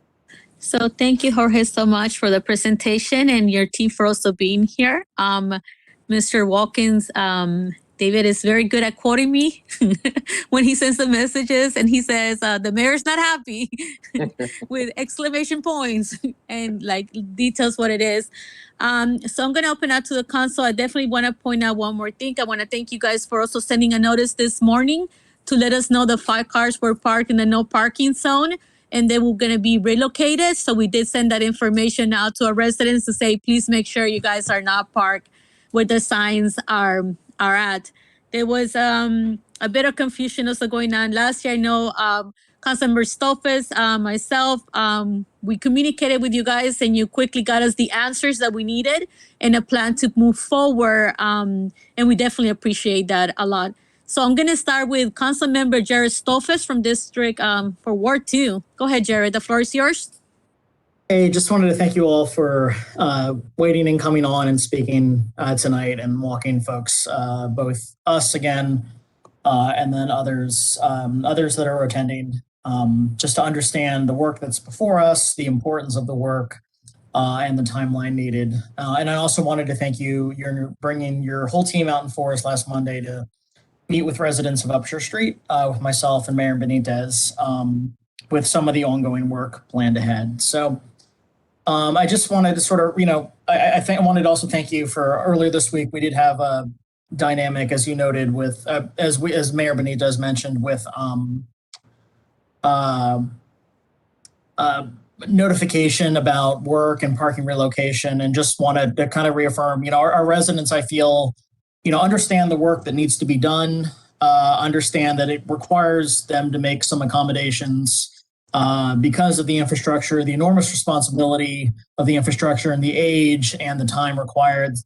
So I just want to make sure that, we understand that, I understand that, our residents understand that, just to make sure to, continue to keep really strong communication lines with us open, giving us the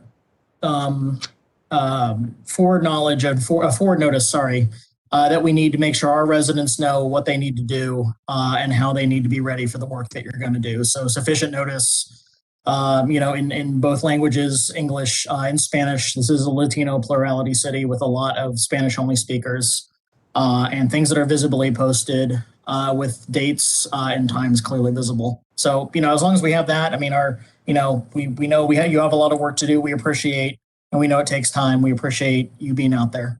So thanks again, and I'll pass on to the next person. Thank you, Jared. Jimmy and Luke? I have nothing to add. Okay, Lucas? Luke? No, just thank you all for being out. Appreciate it. All right, thank you, Council. We're going to be opening it up to the community. One thing that has been asked a lot is why is it that the signs have no dates? And maybe you guys could better explain it and let the community know why is it. Also, a big thank you, Jorge, for making sure you're very easily to reach as well as Mr. Watkins. You guys have been very supportive, and you guys have definitely prioritized what the city and the community members have stated. But I'll leave the floor to if you guys can answer the question. Why is it that the signs have no date of how long you guys are going to be there for? Well, let me take that question. Again, my name is David Wilkins, the customer advocate.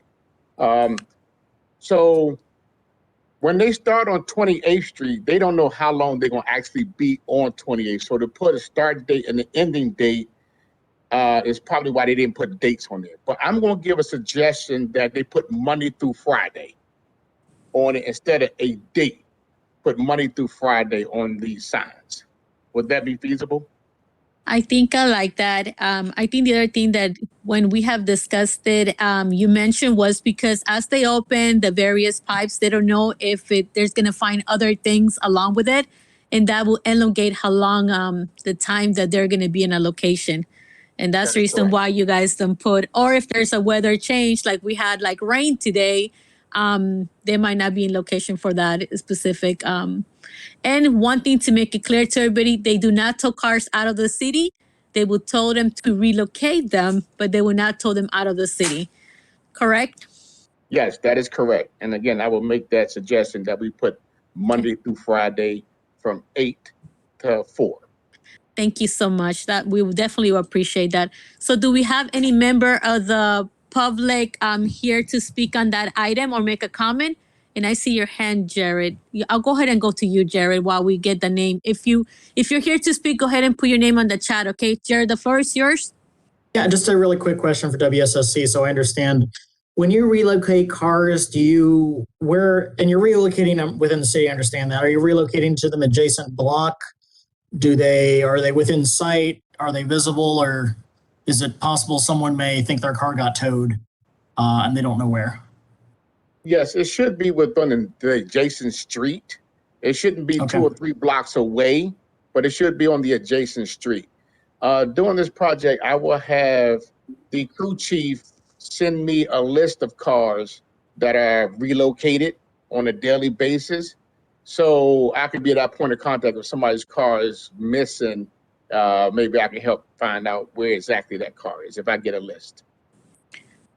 Okay, thank you so much. That would definitely work. Thank you. So you see why we like you guys so much? You guys come up with, solutions and you guys follow through. Yes, thank you so. And I was going to say, we'll try to not tow vehicles whenever possible. So we'll try to do the outreach. We'll try to do the notifications as best as possible. Because we're in the community every day, Monday through Friday, we should be fairly present, and the neighbors should see us. So hopefully that'll avoid the towing of the vehicle. Yeah, and I'll tell you this. Getting the email this morning to let us know the 5 cars got relocated, I posted up in our social media. So that way the community members knew 5 cars got relocated. We're asking for them not to park there. So we're trying, like we mentioned, you guys, since the beginning, we're partners in this and trying to outreach to the community, and we want to continue being that. And I think either David or Jorge, you had something to say. Go ahead. Yes, this is David. I'll also add that the cars, if they're being relocated, that means the crew is there and they are presently working. So if someone comes out and like, hey, where's my car? Someone on that crew should be able to say exactly where that car was relocated at. Perfect. Thank you so much. So I don't hear nobody from the community. WSSC has been kind enough to also give us the slides. So we'll make those, we'll post that in our social media. So the other ask I will ask from you guys is like, as you guys move forward on the map, you let us know where you're moving forward so that way we could continue informing the people as you move along what streets are going to be next on the map. Yes, Mayor. As promised at the site visit, we promised that we would give you a monthly update on the progress. Thank you so much. So I will not hold you guys any longer. Council members, anything else to add? If not, I will let our gracious guests go rest, because I know they had an early day and they have an early day tomorrow as well. All right. Thank you so much, WSSC, Jorge, David, and I think I missed one more. Bernard, thank you so much. And I'll be stopping by and having conversations with you guys every so often like I do, okay? All right. And anything, residents, please reach out. They'll have David's information, Mr. Wilkins' information as well. If not, like if you send an email to them, we ask the also CC us so that we could figure out where to meet the communication needs as well. So have a great night, WSSC, and thank you for the great work and for continue being great partners. Thank you. Good night. Good night. Bye. Okay, we're moving on to item number 7, discussion and vote on variance 401. Can you guys verify the address? I think Nathan is here. 4109 29th Street. We have 5 minutes. Just so we are aware, this is a variance. And the recommendation from the Design Review Board is to move forward as a city to support it. Okay, so I will open up the floor to Nathan if you're here. Hi, guys. Hi, Nathan. Thank you, Council and Mayor, for hearing this out. There's a big, long document that I shared that I hope everyone's found a minute or two to look at in what's obviously a busy schedule. But the long and short of it is that I have a client who has an existing condition that doesn't conform. They have a side door rather than a rear door on the house. And they talked to me about putting a rear deck on, but you can't get to that rear deck without coming out the side door. And the side door is accessed by stairs, and the stairs are, like, even as we speak, in pretty perilous condition. There are pictures showing that in the package. But unfortunately, the house is close enough to the property line that you can't build stairs off the side and not have it be within the required setback. So they have a door that, and they'd need a permit even to repair this, just as it is. So they have a door that, unless we get a variance, steps off into nowhere, or they just leave the unsafe staircase, which also exits the wrong way. It exits out front of the house. They would like it to go towards the back where they hang out and are building a deck. And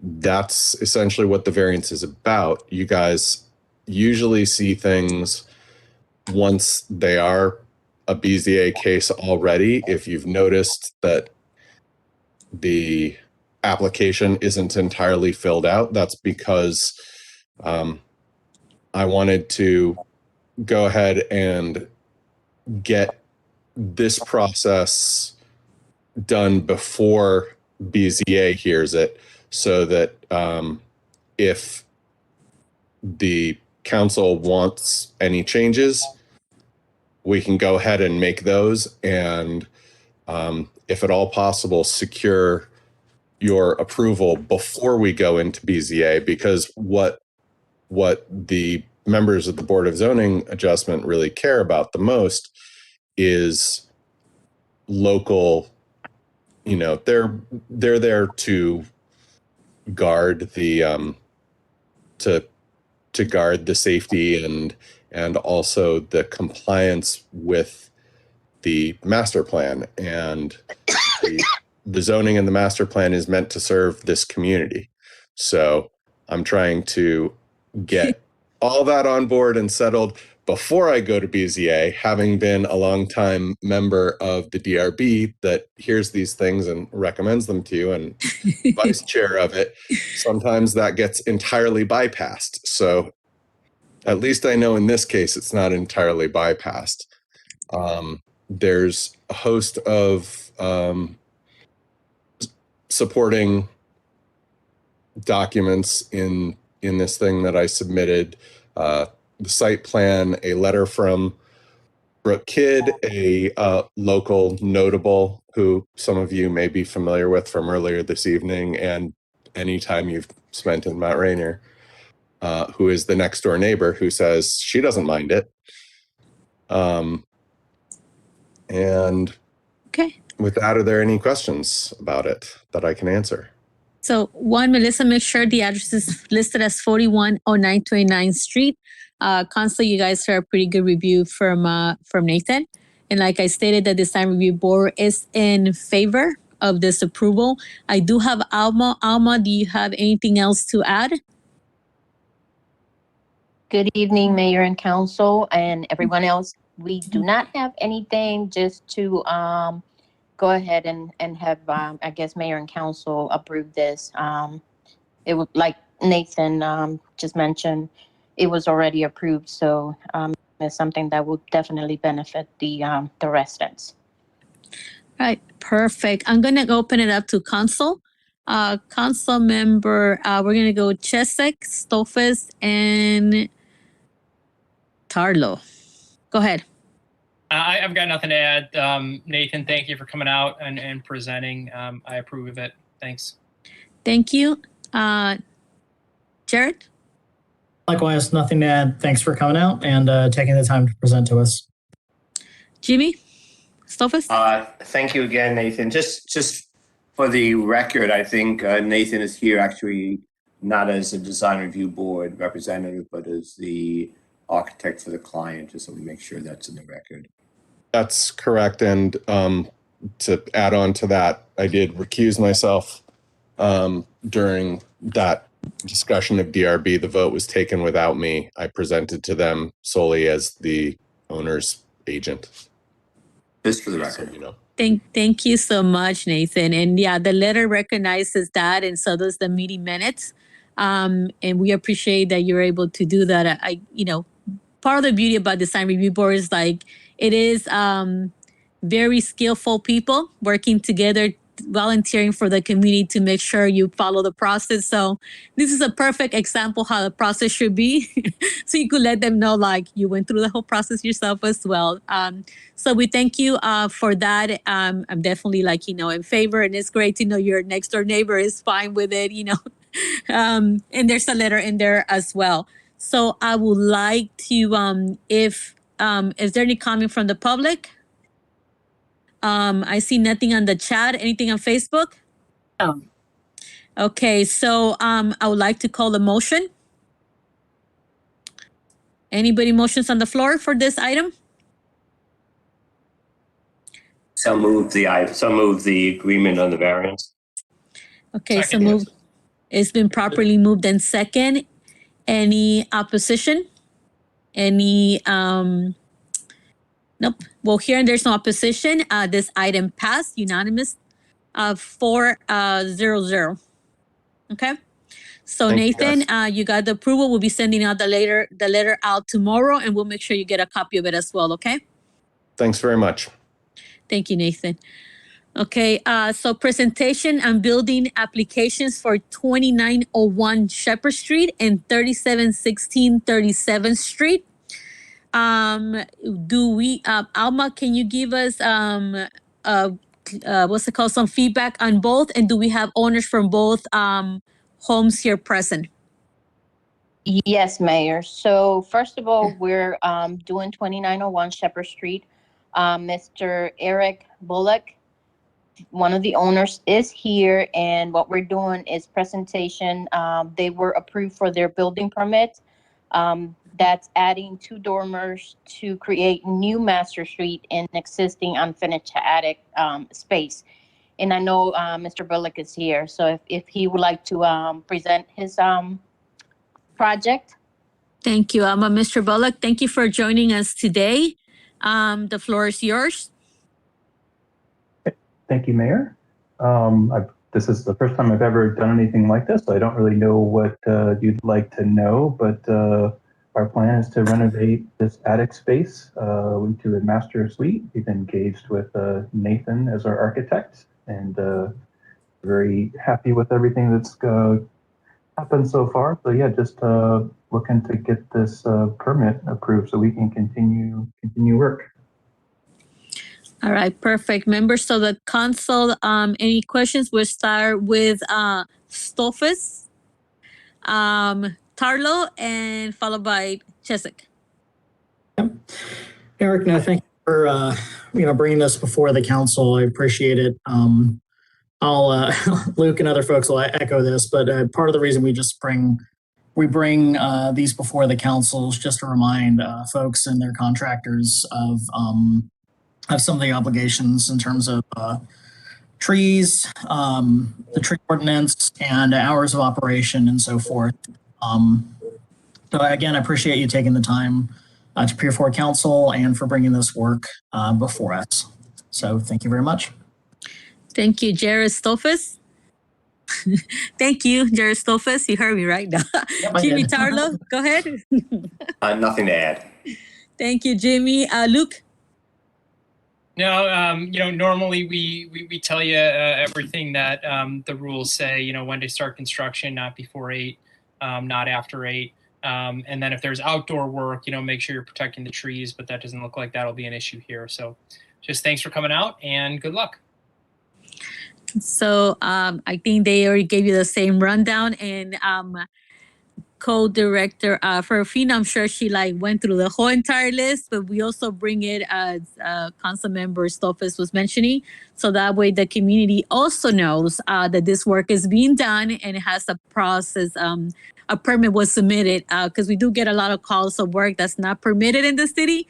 So this also gives opportunity for people to know that there's a permit to this item. So Mr. Block, thank you so much for coming and joining us. Protect the trees, make sure there's no runoff of any water of any elements, and construction starts after 8. Okay, thank you so much. Thank you, Mayor. All right, perfect. So now we're moving on to household number 3716 37th Street in Mount Rainier, which is literally next to me. And they came to us previously before. So Alma, can you give us a couple of feedback right now? Sure, Mayor. So 3716 37th Street, I know that the owner has been dealing with this property for about, I would say, more than a year and a half now, trying to make the, adjustments that she wants in the property. The last one that they had to go in front of the county is a 2nd-story addition they're going to do to an existing 1-story home. And I know that Mr. Anthony Frazier is here to speak in regards to this property for the owners. Thank you so much, Alma. Mr. Anthony Frazier, the floor is yours.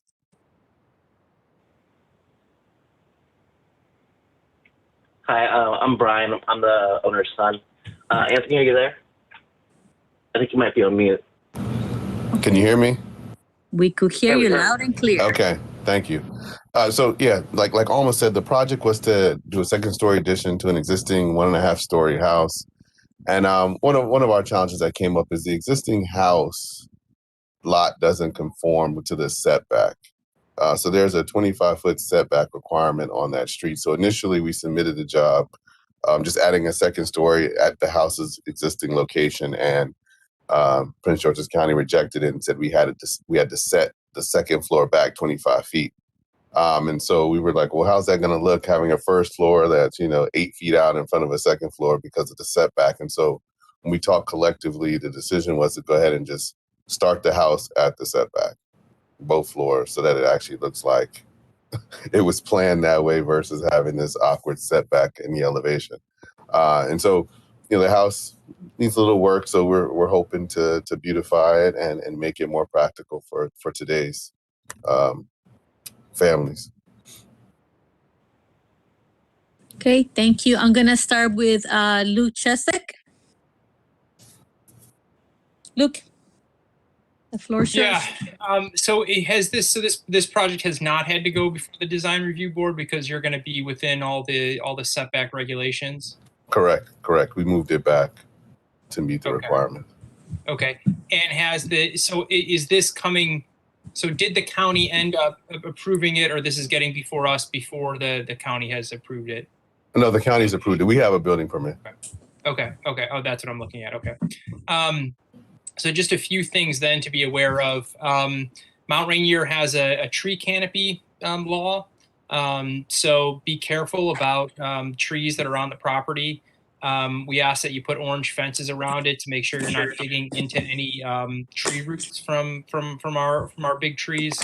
That's very important. And make sure that the dirt that you might be moving around on the property, be careful of how that runs off in stormwater. Make sure that it's protected so that, we're not getting orange clay runoff all down the sidewalks and streets from the construction. That's got to be protected in some way.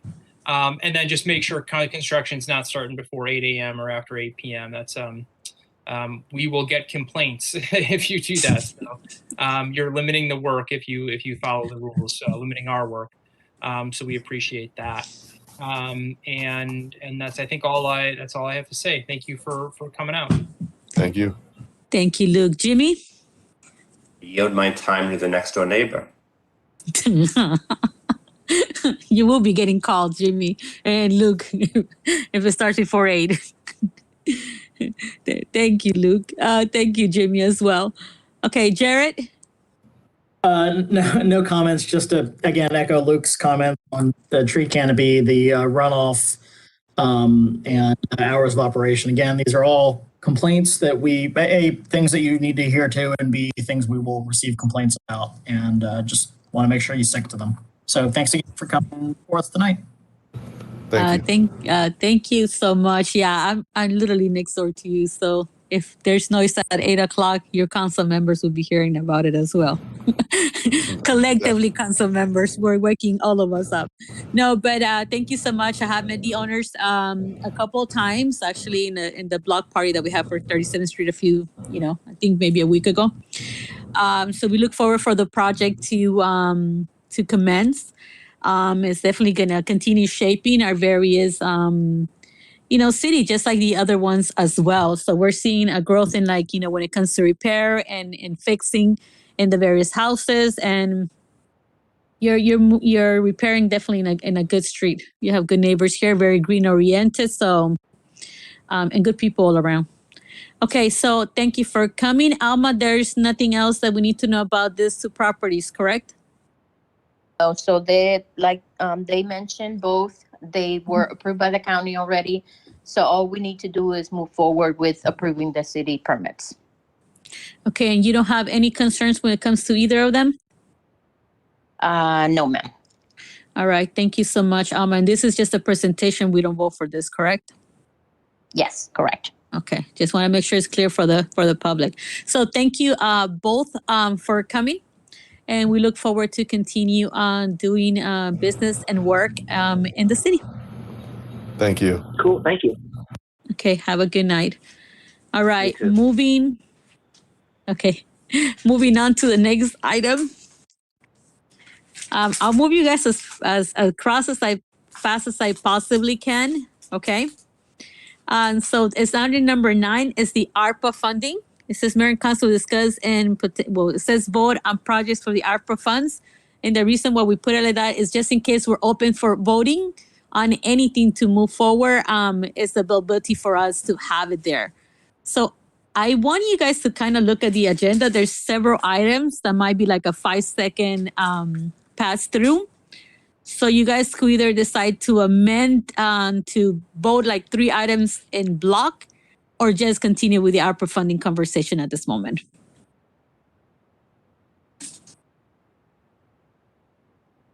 All right, I'm not hearing anything, so I'm opening up number 9, ARPA funding.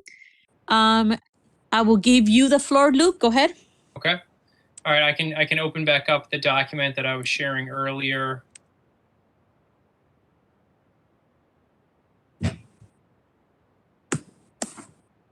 Okay. So you can see I did a little key here at the top. Anything highlighted in orange, we need to hear back from the consultant. Green, consensus for moving forward towards approval.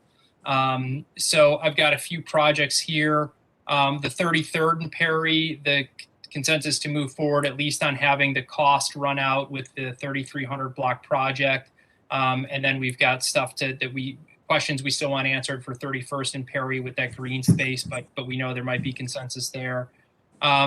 Education is the other ones that I've highlighted. Expanding the outdoor classrooms for Thomas Stone and Mount Rainier Elementary. We would just need to allocate a number.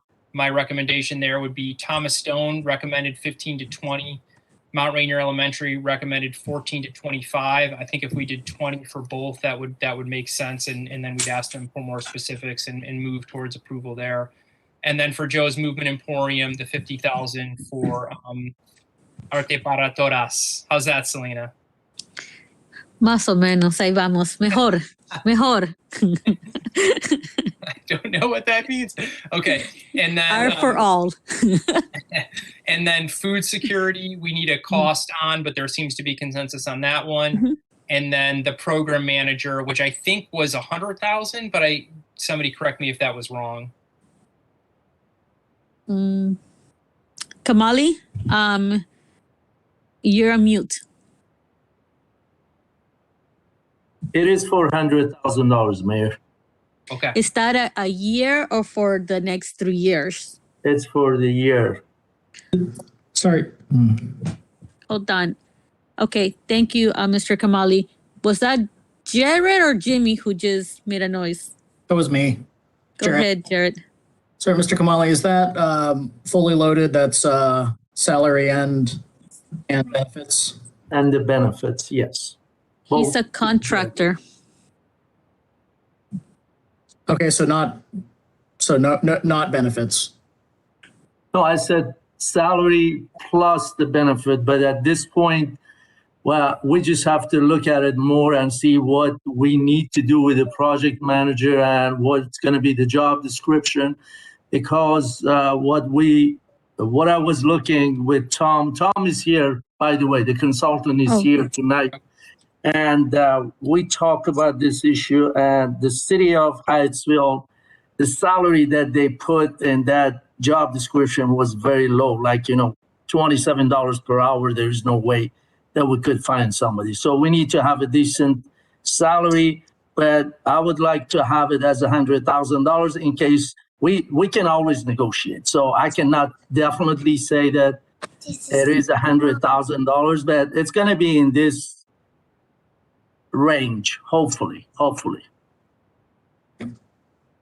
No, that makes perfect sense. I just wanted to make I wasn't saying that, I wasn't implying that was too high. I just wanted to make sure that was sufficient for. Oh, I'm sorry. Okay. When you include benefits, yeah, I'm sorry. When you include benefits on top, that adds a lot more over the base salary for insurance and all the other external things. That is more, adds a lot to what normally is just the base salary. So, but I agree that we need to, this is fundable within the scope of ARPA, and we need to have the right person, right role, right skills and capabilities and experience. Thank you. Thank you so much.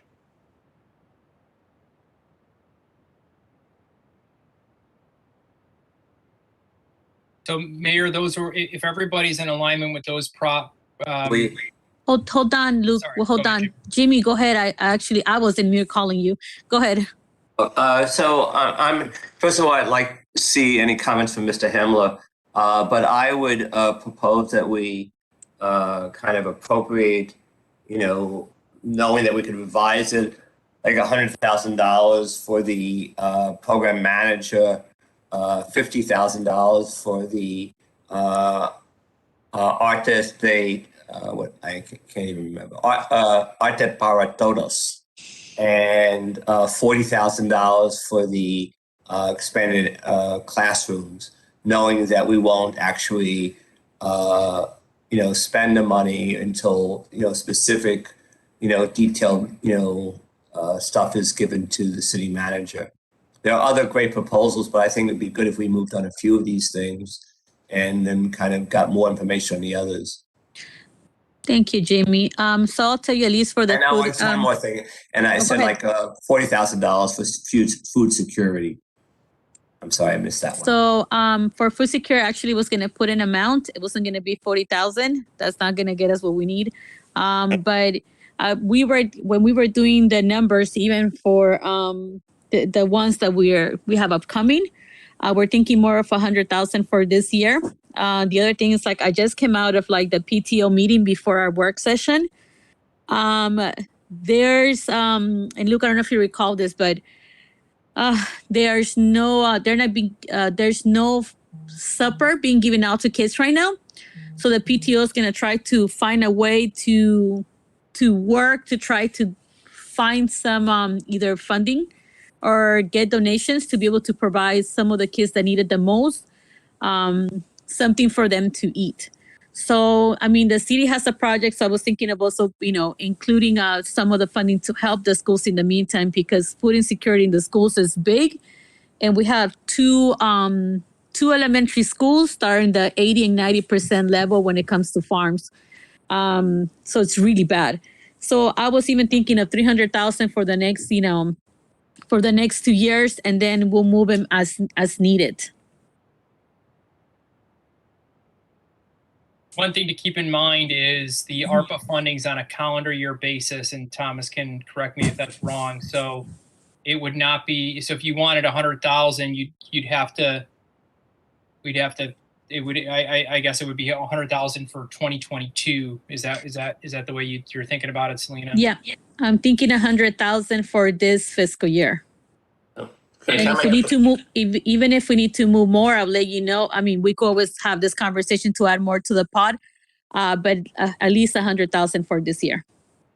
Can I suggest that we do 100,000 for the city manager, 50,000 for the artist, the Aratotos, 40,000 for the school, and 100,000 for food security, knowing that we can amend or change these proposals, at the next session, but at least we have, that's basically $200,000 would be, $290,000 would be kind of appropriating, knowing that we wouldn't spend the money until there's more detailed information coming from the city to the city manager.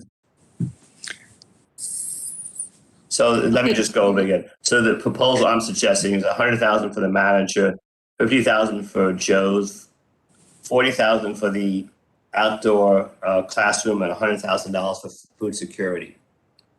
Today, I mean, that doesn't mean we can't do more. Yeah, thank you, Jimmy. So Luke, you let me make sure we have the floor to Stolfus, because we kind of been going back and forth, and I need to make sure we give enough time to all of us.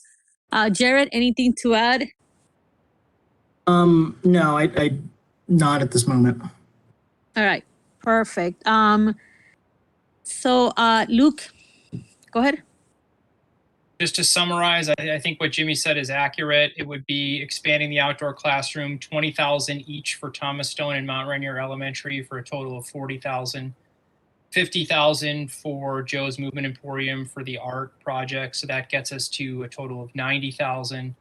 100,000 for food security. That gets you to 190,000. And then another 100,000 for program manager, which gets you to 290,000. So question for you. I did not see anything on water storm management. do we want to address anything to move forward with that? I know we focused on the bottom part of it, but I thought we were in agreement when it came to 33 and Perry. Yeah. How do we want to deal with that right now? Yeah, I think that there's no cost associated with 33rd Perry, and it might be a small cost because the next move here is to just have Mr. Kamali direct LID and EcoSite to include the 33rd and Perry retrofit into the 3300 block redesign that they're engineering right now. And so he can just do that and come back to us on how much that will cost. And then the 31st and Perry Street project, we've got to look at that added green space before we know how much that project will cost. So knowing that there's a potential for 600 here, maybe we could do that. We could set aside 600,000 if we want to be careful and about what we're doing and knowing what our costs might be. So there could be some sense in setting aside 600,000 if folks wanted to go that route. Okay, Jimmy, the floor is yours. What do you how do you feel about the water storm amount? I mean, I have no problem setting us. I mean, seems to me. I mean, I'm supportive of the thing. It seems to me better to get a specific proposal and appropriate the money than kind of just having a general, pocket for it. I mean, I have no problem, spending that kind of money for this thing, but I think it'd be more prudent for us to actually kind of have a specific thing we're appropriating for it. But I could go either way on anything. So I'm supportive of spending that kind of money. I just think it'd be better if we actually had a specific proposal in front of us that we would, So we do have to remember something. In order for us to get this information for the numbers, we need to let Mr. Kamali know, yes, we're moving forward with this. So that way the consultants start working on it. That's the only reason why I want to make sure we do it. If not, we're going to sit there with to be determined, and nothing's going to move forward unless we make the step forward. So if we all are in agreement, Jared, I also will make sure I come to you. If we're in agreement, we're going to put some funding aside. We're going to direct Mr. Kamali to move forward with that portion. At least Mr. Kamali will have direction to move forward to get the details that we need and bring it back to the next to the rest of the meeting. Okay, Jared? Yeah, no, I'm in agreement with you on that point, Celina. So thank you. And I agree with Luke and others on. Okay, so we already touched. May I ask a question just for clarity's sake? This is Tom. Go ahead, Thomas. Has the city, and this maybe is Mr. Kamali, has the city actually appropriated any of the 2.7 yet? Officially? Correct. We have. In the last meeting, we added it to our budget. Yes. Okay. So that was I like think the that's first a step we took. good approach to at least direct Mr. Kamali to come back. I think Mr. Tarlow was saying that then firm up the number. It's kind of good to put a placeholder, but at some point you're going to need to firm up the number so you know how much of the 2.7 is actually going through these two projects. Yeah. So the other thing is, you talked about appropriating or approving, getting more information. Those were eligible. The one I noted down in orange, it's down below the screen on the early the vouchers. Mm-hmm. We indicated that's eligible. We just need some more specificity as to how you're going to approach it, because you can approach it in two different ways. One, you can do a child care assistance program that targets funding for households that have unemployed family members, who it frees up them to their ability to go interview and so forth. Or you can target it towards families that were negatively impacted by the pandemic specifically. So it's a matter of how you want to craft it. But child care assistance, as we've indicated, is an eligible use. I think it's the city, we can work with Mr. Kamali and the city to kind of firm this up as to what exactly you're talking about trying to do with this. But it's kind of two different angles you can approach it to make it eligible for ARPA funds. Thank you, Thomas. And what I'll do is, since this is one of the ones that I proposed, I'll go ahead and work with you guys so that we could have a plan moving forward, so that we could present it to council. Okay. Does that seem to work with everybody? Yeah. Council? Okay, thank you.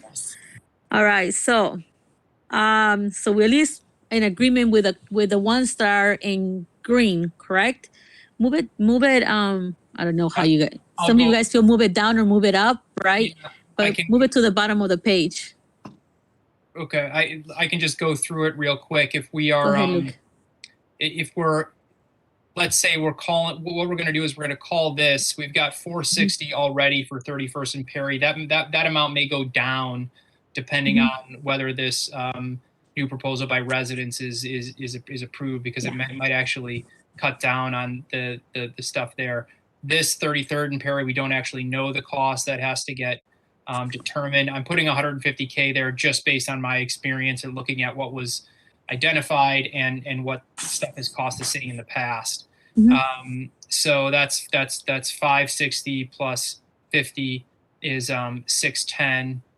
610 plus 40 for Thomas Stone in Mount Rainier is 650, plus 50 for Joe's is 700, plus food security is 800, plus the program manager would be 900. Okay, thank you. So there's one more. I'm not sure. I really thought Thomas reviewed it, but since we have him here, maybe we could ask him. Richardson Park, when it comes to playground equipment.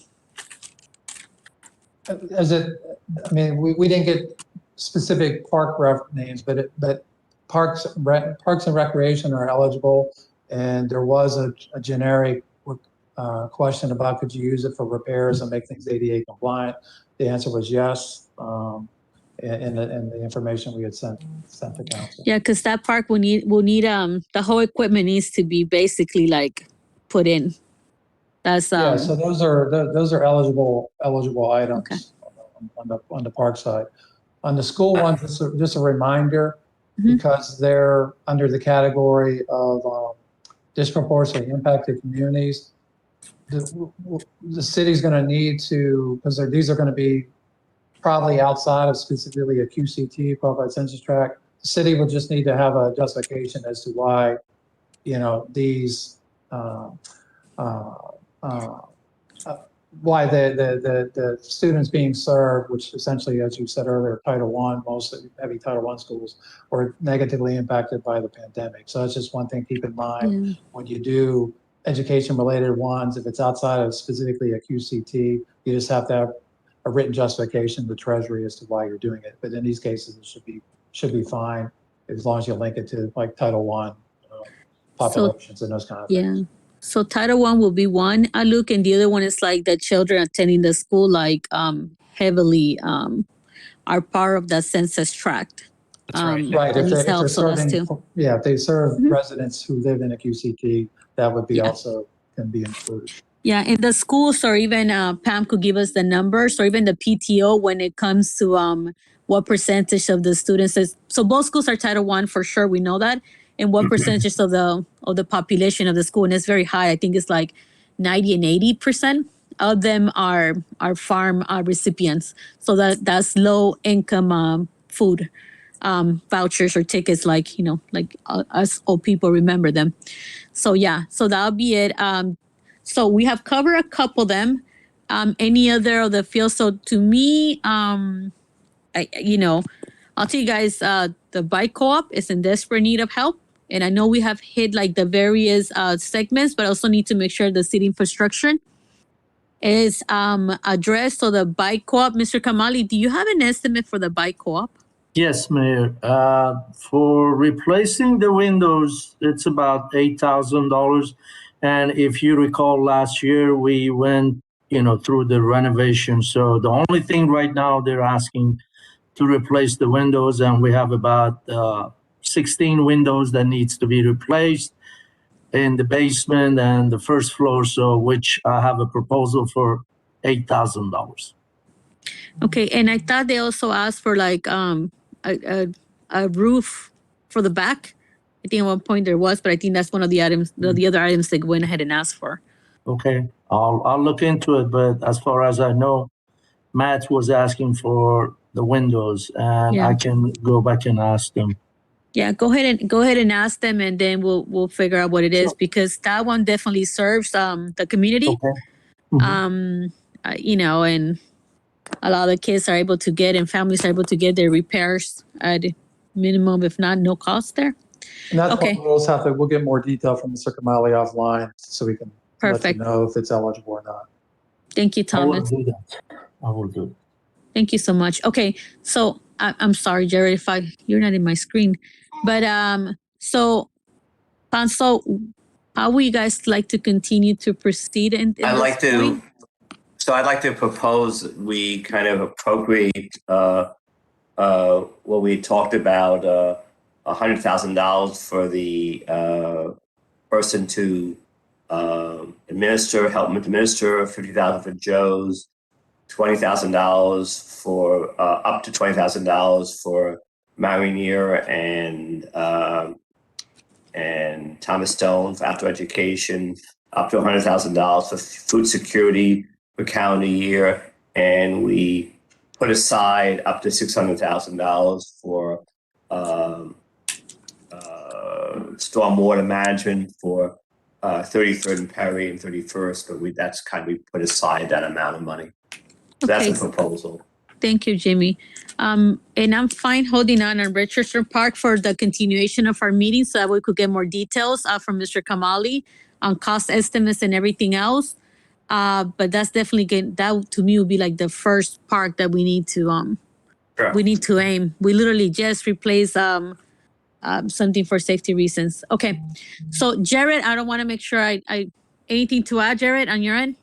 No additional comments. Thank you, Mayor. Okay, thank you. So I will say the only two items that we haven't touched is when it comes to businesses. I know there was a proposal for some funding. At this point, I mean, that just came in today. I believe that's when I saw the email. We definitely need to do a lot of work when it comes to the applications. I know there were some things that needed to be fixed from last year's application, or well, my apologies, from earlier this year application. So some people were able to get some COVID relief funding from the city this year. But the other one was the workforce development. That one allows also for business and resident to be able to receive some of the other programming that they need. Some of the challenges we have even with the businesses incentive was that some of our businesses needed extra help to fill up the applications to get the resources even from the city. So we need to start looking into other alternatives to be able to provide and connect them with other services for them to be able to increase their chances of being able to get a career. Because at this point, a lot of our residents, their former jobs are no longer, a lot of them like worked in hotel industry and a lot of hotels have been shut down. So they're looking into other alternatives to like be able to have a job or a career. Okay, so Luke, the floor is yours. No, I was just going to scroll back up and I forgot to open the floor on this one. You know, I had just estimated 150,000. I should have opened it up and asked Kamali, who has more experience at 33rd and Perry. Is that an okay number, or should we do 250 and then we would have set aside sort of $1 million here? Kamali, I just don't know if you think 150 is enough for 33rd and Perry or just. No, I think we need more than that, but I appreciate if you let me look into it and get back to you with LID Center. We're working on it right now. Okay. We're trying to get our design complete for that section and get more information with the county. Okay. Then what I would propose is that we set aside 700 for these two projects, and then that would bring our total to $1 million. So you'd have 700 here. You'd have 40,000 here. You'd have 50,000 here, 100 here, and 100 here. So I thank you, Luke. 710 here. Yep, for a total. So of I would say the other one that we have not touched is the rental bills. Sorry. I know I keep thinking that I'm moving it because I see you moving it, so I keep stopping myself. Thank you, Luke. You're doing an outstanding job with this. When it comes to the legal assistance, bill, utilities, and stuff like that, I would like for us to at least put some money aside as we go ahead and work on what it looks like. for when it comes to the city. I know the county is doing stuff, but I'll tell you this, the applications are still not being reviewed in a timely manner. We are getting a lot of concerns of residents saying since, they submitted in May and even prior, and they still haven't gotten a word. And as much as we push on our end, we could get that, but there's people that might need some help. Not as big as obviously what the county could provide, but might need some smaller help that we could also be able to help. So I'm interested in putting some funding when it comes to the residential aid, and then we'll work through the process of what the application will look like and what can the residents potentially apply for and get help with. So, Jimmy, go ahead. yeah, I mean, I'm supportive of that. So I guess the question is, whether we want to just move it, putting aside money, or whether we have specific proposals. And I could go either way. I mean, same thing on the business aid. Putting aside $50,000 for that. Whether we want to wait until we get a more specific proposal, and and then kind of appropriate the money for that. I could go either way. We have general ideas, but we don't have actually specific how we're going to do the money. So I would suggest we do that the next meeting. But if the mayor feels strongly about it, I would be supportive of that, and also supportive of putting $50,000 for business relief, and then figuring out exactly how we implement that. Yeah, Jamie, just to clarify, the city did it with the COVID relief fund last season, but I think my point of putting money right now is as we get the program manager, they know that this is an initiative and they could start working on what the documents are needed. So at least we have some funding allocated with it. And if we need to increase it, we'd increase it, but at least it's the direction to also give to Mr. Kamali that and whoever he hires as a program manager, that this is something we want to start working on as well, and put at least some funding attached to move forward with it. Well, Luke has a proposal for $1 million. Why don't we amend it to add $50,000 for rental relief and $50,000 for business relief? Does that make sense? Just put aside, or is it a different number you want? Just so we have a concrete thing we can vote on. Yeah, I'm fine with that as a start point, and then if we need to move it, we do it. But I think we definitely need to cover those both of those items. Luke, is that a good amendment that we add 50,000 to now 1.1 million? Yeah, let's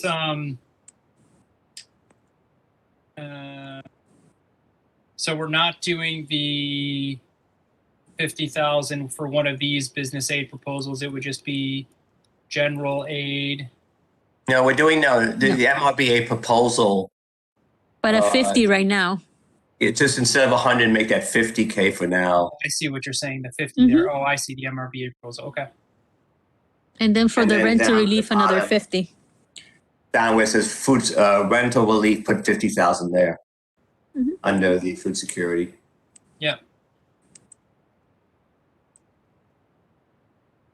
And then when we recess the other meeting, we'll be able to figure out also, because I know one of the items that we had discussed is potentially hiring one person, another person aside, because right now we have a social service coordinator that's half-time, potentially hiring another half-time person to help with the application process and the follow through. Because I'll tell you, Sylvia is doing an outstanding job, and I've asked and actually had to come in and also do a lot of help because it's a lot of work. The need is great.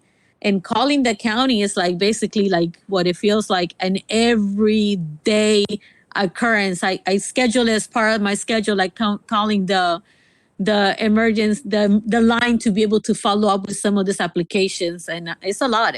And as much as I love doing a lot of this work, I could be support, but I don't want to be just, me and Sylvia doing this. It takes more than that. All right. So okay, go ahead. Go ahead. Jimmy, you have something to say. I'm supportive of that too. And, we have the next meeting to do some more. Yeah. So, but why don't we put a wrap on this? And I think we've decided to appropriate up to $1.1 million. That's what I hear, which is a good start. Thank you, Jimmy. Jared, do you have anything to add? No, I don't. All right, perfect. So I would like to call the question. Is there a motion on the floor? I think it was Luke's motion. I would second it as He made a suggestion, but he didn't make a motion. I would. Changed, a little bit, so we can. I move that we appropriate. Well, so wait a second. Point of order. Go ahead. Does this require a budget amendment such that we need two reading during a legislative session? And like, what's the protocol here? Like, we've made a budget amendment to create a line item for ARPA spending with the money that we have. So we have Correct. a line item. Are we operating within the bounds of that line item by appropriating money now through a motion, or do we need another budget amendment? And maybe we can do the motion with a caveat that, we need advice from the city attorney. I just want to make sure. So, Luke, the way it is like you do have your line item, and this is the reason why we're basically voting this as a block. So we're actually voting on what we want to spend out of that line item. So like when you have like water storm management, whatever it is, yeah. So this is fine. So you're approving for this to move to move within the details of the line item. So you're basically taking also the extra step to move forward to vote everything in public. Okay.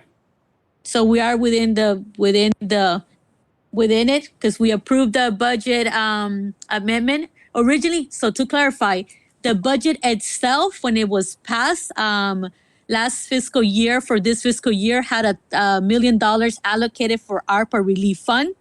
So that was done through various steps. And then we went ahead and had a budget amendment that included the extra 1.7 that we got, and also included like the 5.4 down to the last cent that's supposed to be coming out. We don't know that the other one's going to come 12 months later.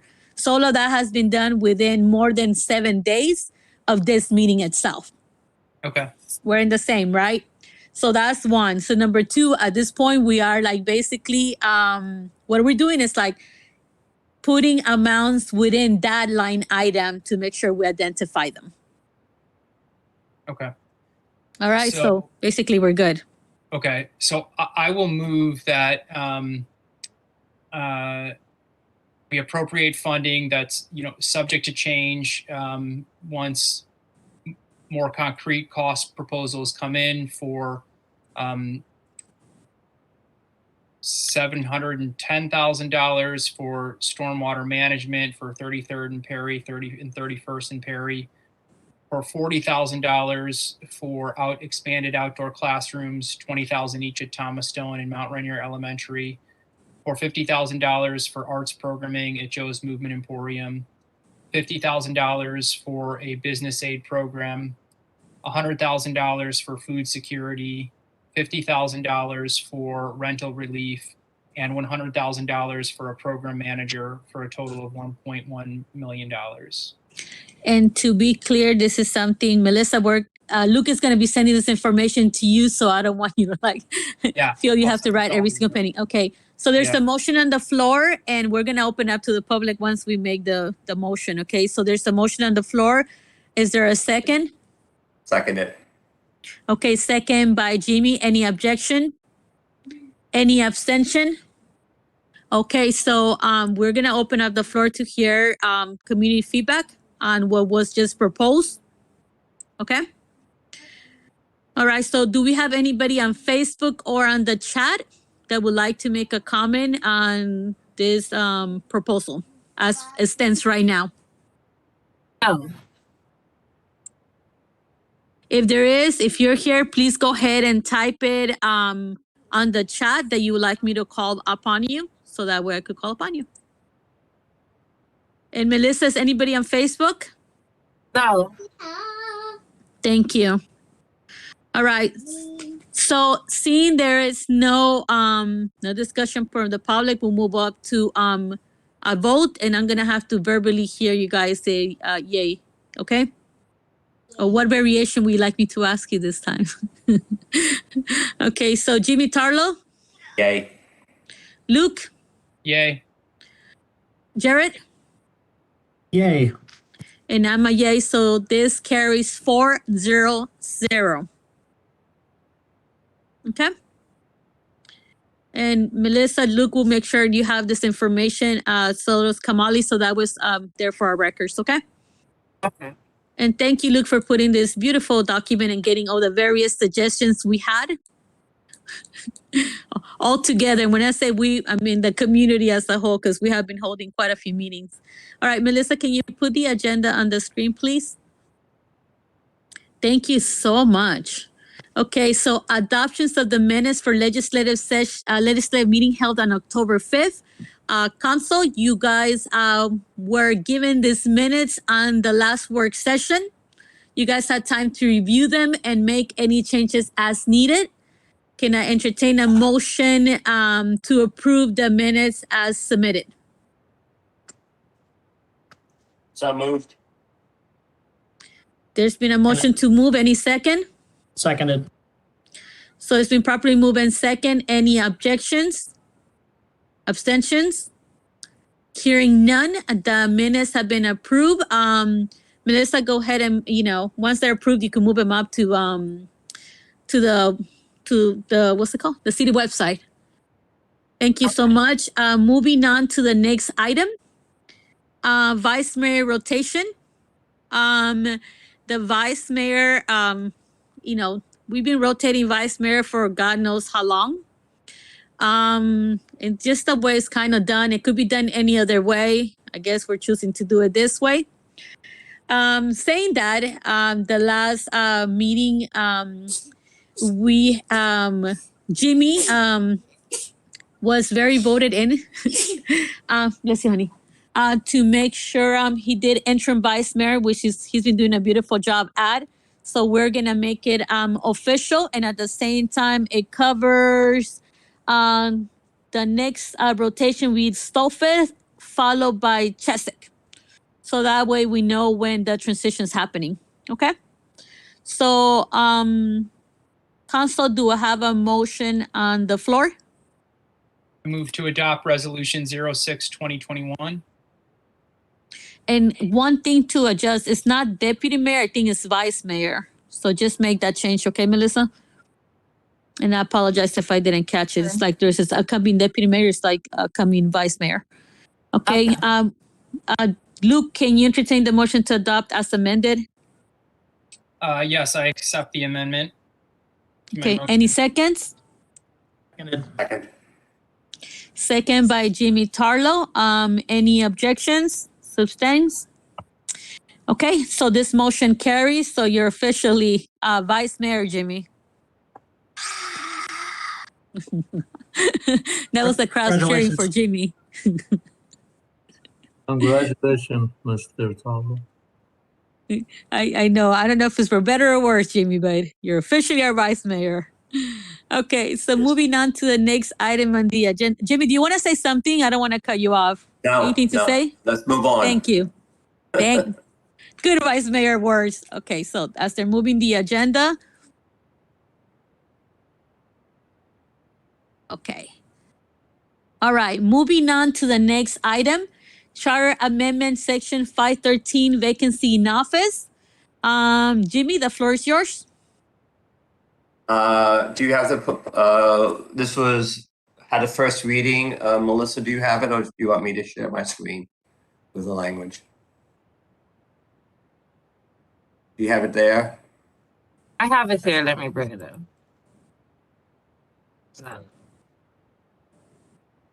Try and an enter.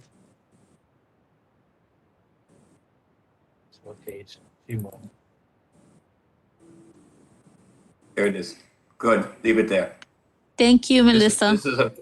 This is a proposal that was read at the last legislative meeting. We asked for feedback from our attorney, who wrote back that the language seemed fine, that it was more of a policy question than a legal question. I don't know if that's a fair interpretation, what she said.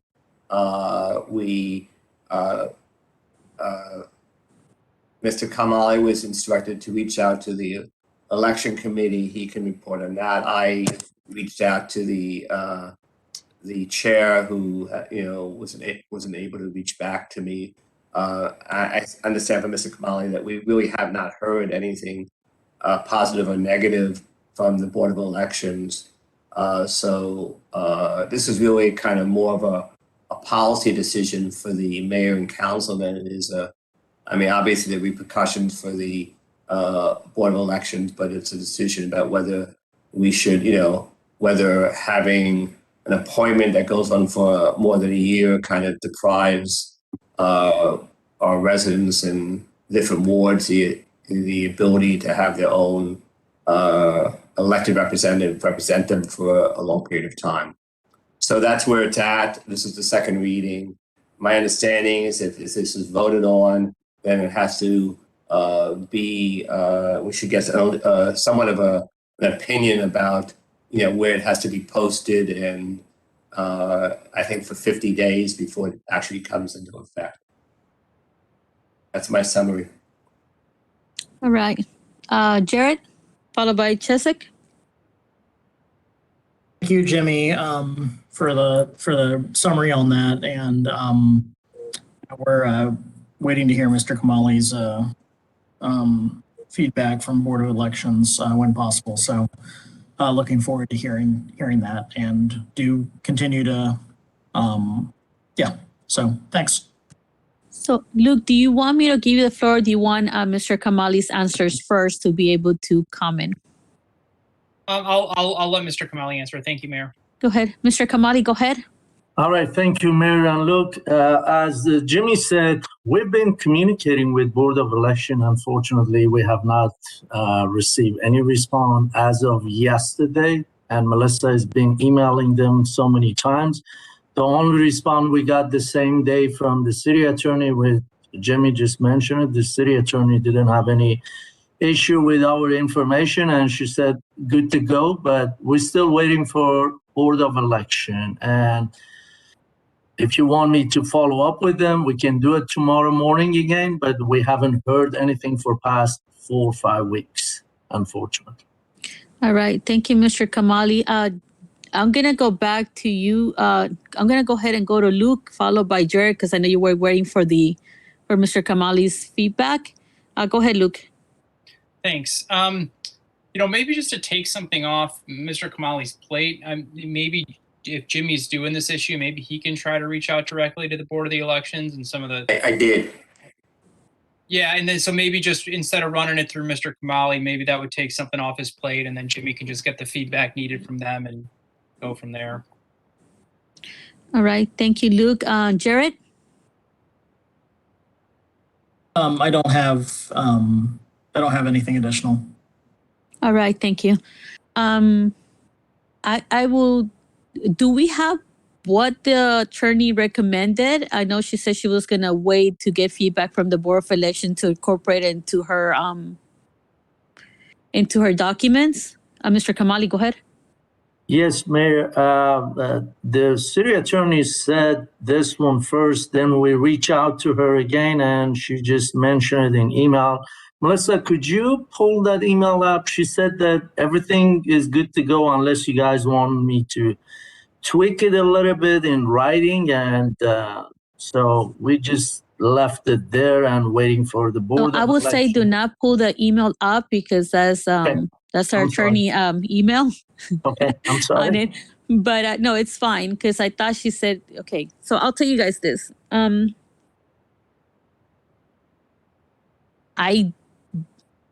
Because I'm not sure what's going on with the Board of Elections. I have no problem trying, I know Jimmy tried. Do you need me to try as well to reach out to them to figure out if I could get feedback from them? I kind of have taken a step back and left it in you guys' plate because you guys were leading this. But what would you like me to do at this moment? Because I definitely would like to hear from them, because they are going to be the ones doing the work, right? And I'm not saying this is not going to happen. What I have expressed to you guys is that I'm more comfortable with the 15 months, so that way if it takes them 2 to 3 months to get the election together, which I don't know. That's the question I had for them, right? The person will at least will serve 1 year. If not, we run into the possibility the person will go for elections for 9 months. And out of that 9 months, 2 months are in recess. And, so it might end up being a 7 or a 6 month term, depending when it lands. So we could, so I'm open to hear what you guys want to do. I think. Let me hear you, Go Mayor. ahead. Go ahead, Jimmy. Let me finish Sure. because I have the floor at this moment. I'm very gracious okay. to give it to you guys. Sorry. Take it back. So I would say I don't feel comfortable enough to moving forward without hearing from them. Like they are going to be the work, and honestly, I need to know what is at the time that they need. I know for regular elections they get ready like months ahead, right? I don't know what's the minimum they will need. What I do know, based it on brief estimates, is that from all of the elections we all have gone through, there's a 30-day window in which, they stop receiving applications for people to apply, and they open it 30 days before that. So that at least minimum is 60 days when they open up the ability for us to register to apply. We have 30 days to get our documents in order, and then it shuts down. Then we go through the whole ethics and Board of Election approvals, and then you have an election. So that's why originally I said 2 to 3 months, because that gives me an estimate of what it looks like, but I don't know what they will need aside from the County Board of Elections and what time is needed on that. I wasn't sure if it's 3 months added to that. So we could go ahead and give it a reach out and talk to them and go and figure out what's going on. If they're at a state still where they're like, we're fine, we just need 3 months to get this together, fine, we move forward with it. Or you guys move forward and we get ourselves in a situation where we don't know if we're giving a Board of Elections enough time to put this together. So Jimmy, I'm gonna open the floor to you. So, Mayor, let me be concrete. I mean, I don't think we can continue to put this on hold. There's no representation from Ward 2. I mean, if you're willing to agree that 15 months be it, I'm willing to amend it and make that the rule so we move this ahead. I think waiting for the Board of Elections, I mean, I reached out.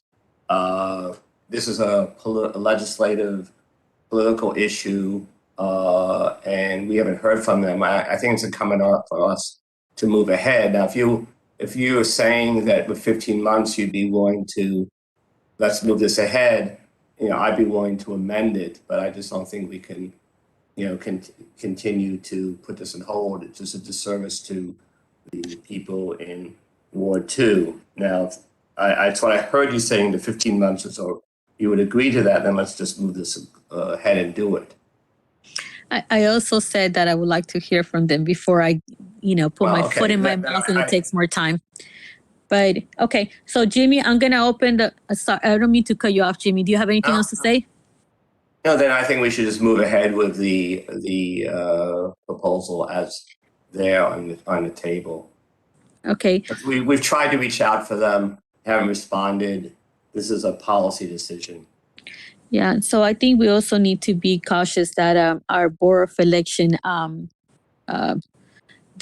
point person, our Board of Elections president, or the equivalent of it, I apologize if I don't know the title specifically at the top of my head. She did had a loss in her family, so that could potentially be affecting the communication. But I'm going to open up the floor. And just to be clear, we do have representation for Ward 2. Jared Stolfes is a representative for Ward 2. And we're all pulling together to help them. I'm not saying it's not the ideal situation, but we do have representation from Ward 2. And I think that even Luke going to Ward 2 and supporting the meeting, or I going and supporting a meeting with him, we have done also our best to make sure that Ward 2 has a say and that we're hearing their feedback as well. So Luke, Jared, what would you guys like to do? It's unfortunate that we don't have feedback back from the Board of Elections yet. I think now it's getting to a point, like Jimmy said, where we are one person down, and that's, one person that's one less vote for Ward 2. And something's got to give here. So I don't want to. I'm willing to take the vote on this at the December legislative session, but I don't want to wait beyond that. I feel like we've got to move here. But wish we could have taken a vote tonight. And I don't know if folks still want to take a vote tonight. I'm open to even that discussion. And if there's a 15 months gets us to a vote tonight, I'm fine with that too. I'm getting nervous about time here. And so if we don't vote on this tonight, I want to vote on this at the December legislative session, even if we don't have feedback from the Board of Elections. Thank you, Luke. Jared? Yeah, obviously this is more heavily upon me because the ward is one of the two council members right now. So, we need to be able to move forward with a decision on this. I agree with Luke. I'd wanted to be able to do that tonight. December is going to be the latest. I think maybe the question before the board is, this is what we've proposed. Is there any opposition to being able to carry it out as written? But and Jimmy or Kamala, I guess I don't know if maybe the request was too open-ended, because the policy determination is ours, the implementation is upon the Board of Elections. So, but I agree, December is the latest. I want to take a position. Sorry, not take a position. Take a vote on this, because we do need to be able to move forward. And I realize it is unfortunate that we haven't heard back, and I understand there's some other dynamics, but I think we really need to make this a priority, and also need to set we need to hear back from, we're going to take a vote on this. We will move forward without, we're looking forward to Board of Election feedback by that point. So, thank you. Thank you, guys. So I am where I will say this. Let's put it in a December agenda. Melissa, Mr. Kamali, make sure this in the December legislative session. Hopefully we hear from the Board of Election. I'll go ahead and make a call as well to communicate with them, right? I usually try not to intertwine too much with the Board of Elections or the Ethics Committee, to stay as neutral as it is, but I'll make the call and I'll ask for their feedback. And I will say to you guys, I am more comfortable with depending what they tell us, but I'm more comfortable with the 15 and the 12. But if they could say they could have an election in 2 months, I'm fine with less time, right?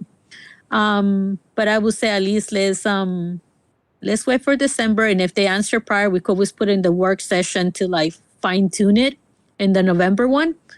So that it's just ready to ready to literally go for vote on December, and post it the next day in the proper news paper. So I say from here to then, let's figure out, Jimmy, if you could figure out with Melissa as well where we need to post it, so we could do some of the legwork while we get the stuff moving. Okay. So the motion is to table this till December meeting. I think that's the appropriate. I'm willing to move to table into the December meeting. So there's not a motion on the floor. I think we just all agreed to move it to December. Okay. I think there has to be a motion, but whatever. Same thing. That's fine. Okay. All right. So Melissa, Mr. Kamali, make sure this is in the December legislative agenda to move forward. And I will also I will see if I talk to the Board of Elections to figure out when they're meeting, and if I could join their meeting. Okay. I think we both should join, because we've got different positions. Actually, it's not even a position thing. I'm not even going to go one or another. I just need information move forward. What I need to make sure is I know so Melissa is there, That is my concern. Like I said, I'm very I don't attend the board of election meetings. Not even I even avoid them when I'm running.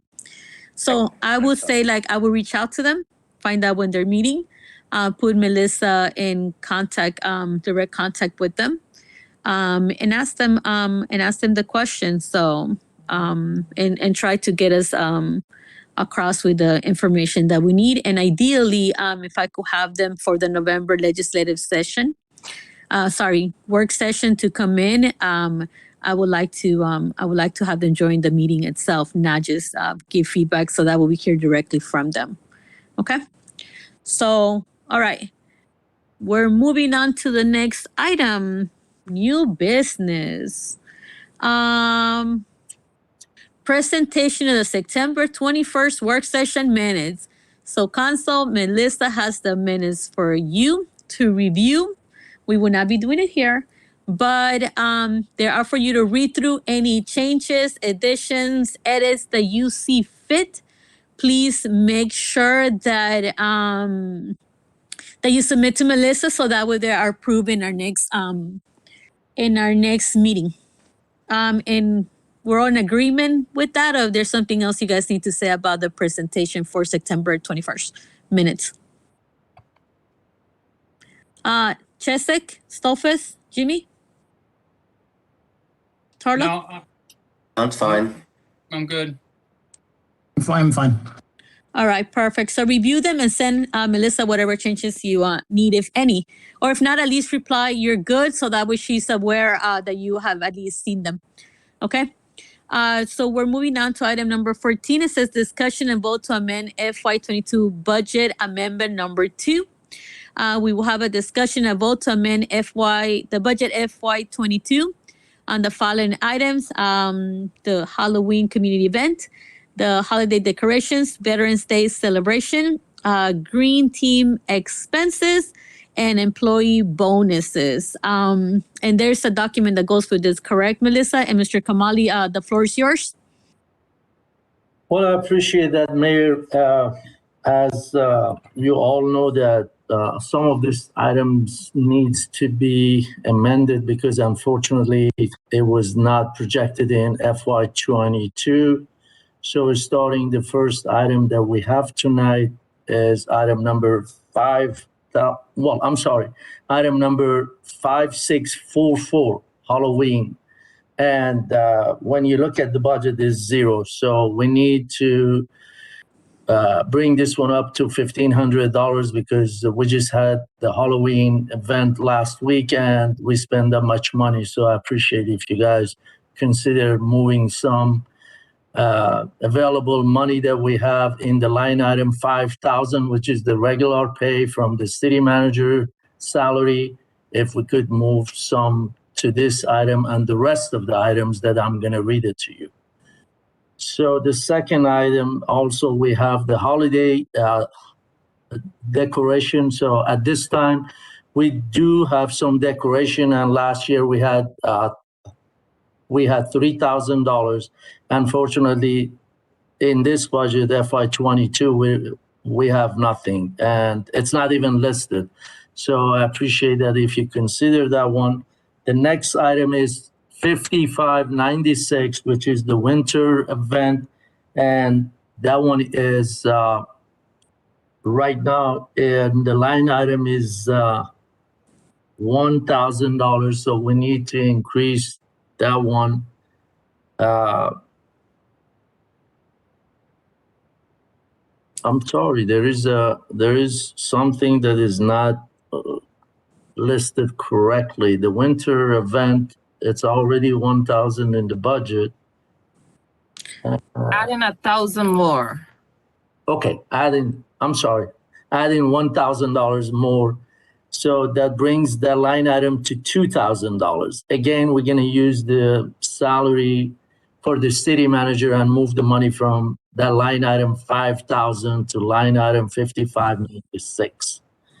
The next one, we have the 5549. It's the Veterans Celebration. As Mayor mentioned, we have this Saturday, we have a breakfast for the veterans, and we need to increase that line item.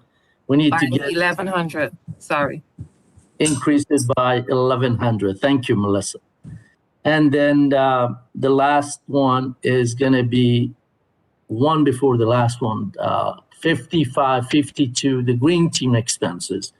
We have already $1,600 right now. We're asking for another $500, and I believe I talked to Mayor. We need to do some signage over there, and we need to have that extra 500. Again, we would like to transfer it from line item 5,000.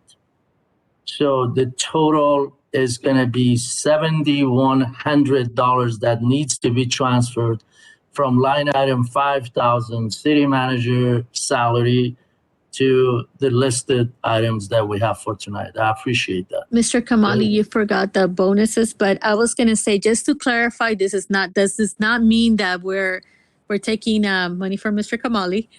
This covers the time frame where we had no city manager, and that salary is there during my volunteer time for the city.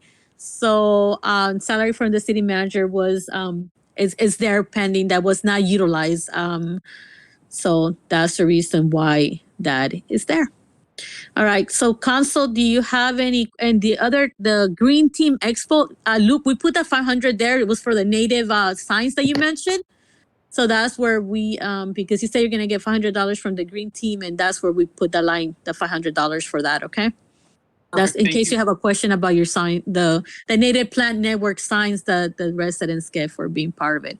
All right, so I'm gonna open up the floor. Thank you, Mr. Kamali. That was a fair reading of the budget amendment. Thank you. And Melissa also as well for working alongside with it.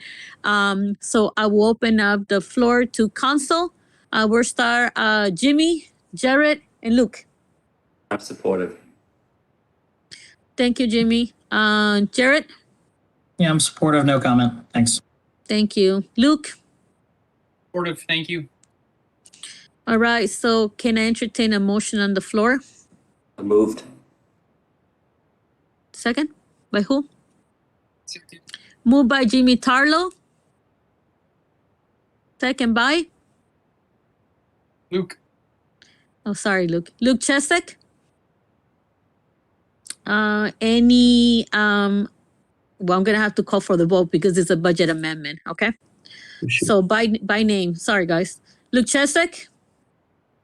Aye. Jimmy Tarlow? Aye. Jerry Stolfus? Aye. And I'm an aye, so this carries through 400. Okay. Thank you, Mr. Kamali and Melissa for this. Anything on the chat from the public? No. Facebook? No. No. Okay. Thank you so much. All right.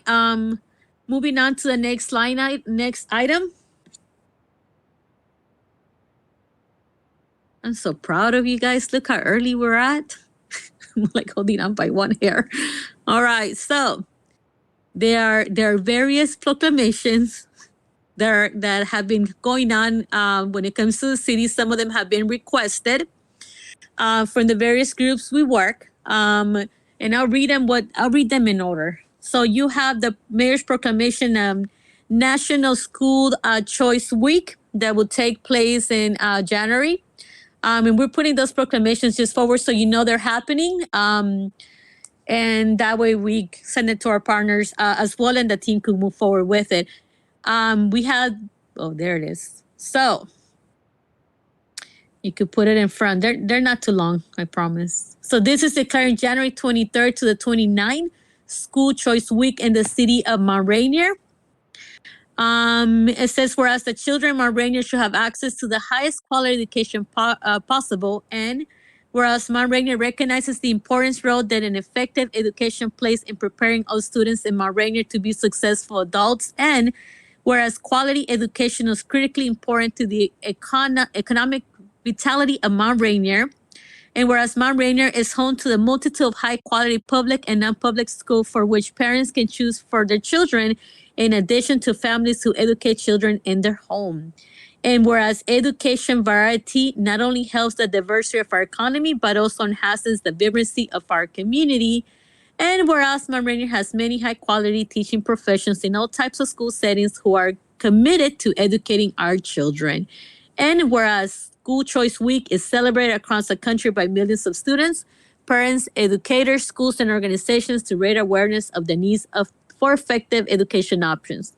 So let it be resolved that I, Celina Benitez, Mayor Benitez, hereby recognize January 23rd to the 29th, 2022 as Mount Rainier School Choice Week, and I call this observance until the attention of our citizens. We're gonna go through them pretty quickly. Go ahead, next. And I do have yours in here, Luke, just so you know. So this one, the Small Business Saturday in the city of Mount Rainier, was requested by the Small Business Association. And once we approve, it's going to be on their website. So that way it's the call for the various cities to be able to declare November 27th Small Business Saturday in order to encourage our residents to, shop local. So, whereas the government of Rainier, Maryland celebrates our local small businesses and the contributions they make to our local economy and community, whereas according to the United States Small Business Administration, there are 3.7 million small businesses in the United States. They represent 99.7% of the firms with pay employees, and they're responsible for 65.1% of net new jobs created in 2000 to 2019. And whereas small business employ 47.1% of the employees in the private sector in the United States, 88% of U.S. consumers feel a personal commitment to support small business in the wake of pandemic, and 92% of small business owners have pivoted the way they do business to stay open during the pandemic. Whereas 97% of small businesses on Saturday shoppers recognize the impact they can make by shopping small. 85% of them also encourage friends and family to do so too. And whereas 56% of shoppers reported they shopped online with a small business on a Small Business Saturday in 2020, and more than 50% of consumers who report shopping small endorse a local business on social media or shop at a local business because of social media recommendations. Move it up, Melissa. Whereas Mount Rainier, Maryland supports our local businesses that create jobs, boost our local economy, and preserve our communities. And whereas advocacy groups as well as public and private organizations across the country have endorsed the Saturday after Thanksgiving as Small Business Saturday. So now, therefore, let it be resolved that I, Celina Benitez, Mayor of the City of Mount Rainier, Maryland, do proclaim November 27 as Small Business Saturday and urge residents of our community and communities across the country to support small business and merchants on Small Business Saturday and throughout the years. So this one I'll sign, and it's going to the Small Business Association to be on their website like I claim it. Move it up, Melissa, one more. All right, so this one is brief. There is a small video that's going to come out, and is the beginning of the holiday season for the city of Mount Rainier. We are all aware that we have a very diverse community, and the holiday season begins for many of them starting in November and sometimes as early as October, but this year is in November. So I am declaring the holiday season, beginning of the holiday season, to embrace our very diverse community. And so whereas the city of Mount Rainier is special due to its diversity and inclusion, and we as a city want to embrace your traditions and cultures, which are also our own. Whereas this year, as of November 1st, 2021, the city circle lights will be turned on as we unite as a community to celebrate, and whereas let the lights of the holiday season shine upon us, bringing health, prosperity, joy, and blessings to our families. And now, therefore, I, Mayor Celina Benitez, do recognize November 1st, 2021 as the beginning of the holiday season for Mount Rainier. And I encourage our residents to embrace the various cultures and traditions celebrated by our neighbors this holiday season. Next. I know. And this one is for MML. I know, that way you guys are, we're down to the few one. So this is a proclamation declaring November as Municipal Government Work Month. This is declared in all 157 municipalities across the state of Maryland to remind people why municipalities are great. every Wednesday, our communications team is going to be hashtagging MGW to share with other municipalities the work that we do here in the city of Mount Rainier and why municipalities are great. So whereas the city of Mount Rainier is one of the 157 Maryland municipalities, and whereas municipal government represents the most responsive level of government, allowing the residents to have direct access to their elected officials, and whereas municipalities enhance the quality of life for their residents by providing various services tailored to their particular needs and desires of the community, and whereas the city of Mount Rainier maintains municipal facilities, streets, sidewalks, parks, nature areas, collects refuse and recycling, clears snow and leaves, manage stormwater facilities, protects tenants through rent stabilization and other laws, providing recreation classes and programs, maintaining a full-service municipal library and a full-service police department. And whereas in effort to educate residents about municipal government and the importance of active, informed participation by residents, the city of Mount Rainier is proud to promote municipal government awareness. And whereas municipalities help to make Maryland a great place to live, work, play, and explore, therefore let it be resolved that I proclaim November as Municipal Government Works Month, and I call the observance to the attention of all of the citizens. So the Municipal Government Works flag will be flying off from City Hall for the whole November. This also puts us as contenders of Banner City as one of the requirements that we need to meet. So we'll be promoting municipal government. This also includes I'll be coordinating with the schools to make sure I go speak to the youth about becoming involved in political government and one day taking office. All right. So this one was brought to my attention. Thank you, Luke, for this one. I told you I was going to get it done. So Maryland's mayors for 100% clear energy. So I, Mayor Celina Benitez of the city of Mount Rainier, Maryland, support a goal of 100% clean and renewable energy in my city and across the United States. I believe that a transition to 100% clean energy is good for the community. It will make us stronger, healthier, and more resilient. It will create jobs and new business opportunities, and it will allow us to become a more equitable society where everyone has the opportunity in a thriving local economy. The benefits of a rapid, just, and equitable transition to renewable energy become more evident by the day. In Maryland, action by local governments is a significant driver of renewable energy growth because of towns and cities across the state know firsthand the steps to reduce carbon emissions with clean air, strengthen the economy, and improve the lives. Positive, bipartisan, community-driven solutions are possible and already happening in our community, and I continue to work with all the stakeholders to transition away from dirty energy and implement local, affordable solutions like energy-efficient solar, wind, pollution-free electric transportation. So there is the slot for my information, and this will be as that I'm joining the mayor's 100% for clear energy, and we'll be submitting this information tomorrow. Melissa, does that cover all of the ones that I have for right now? Okay, so in the bottom of your agenda, you will see the events that we have upcoming.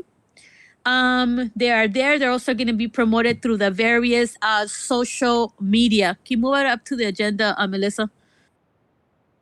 Thank you. So you have Veterans Day, November 6th, Thanksgiving baskets. We're going to begin the November 19th.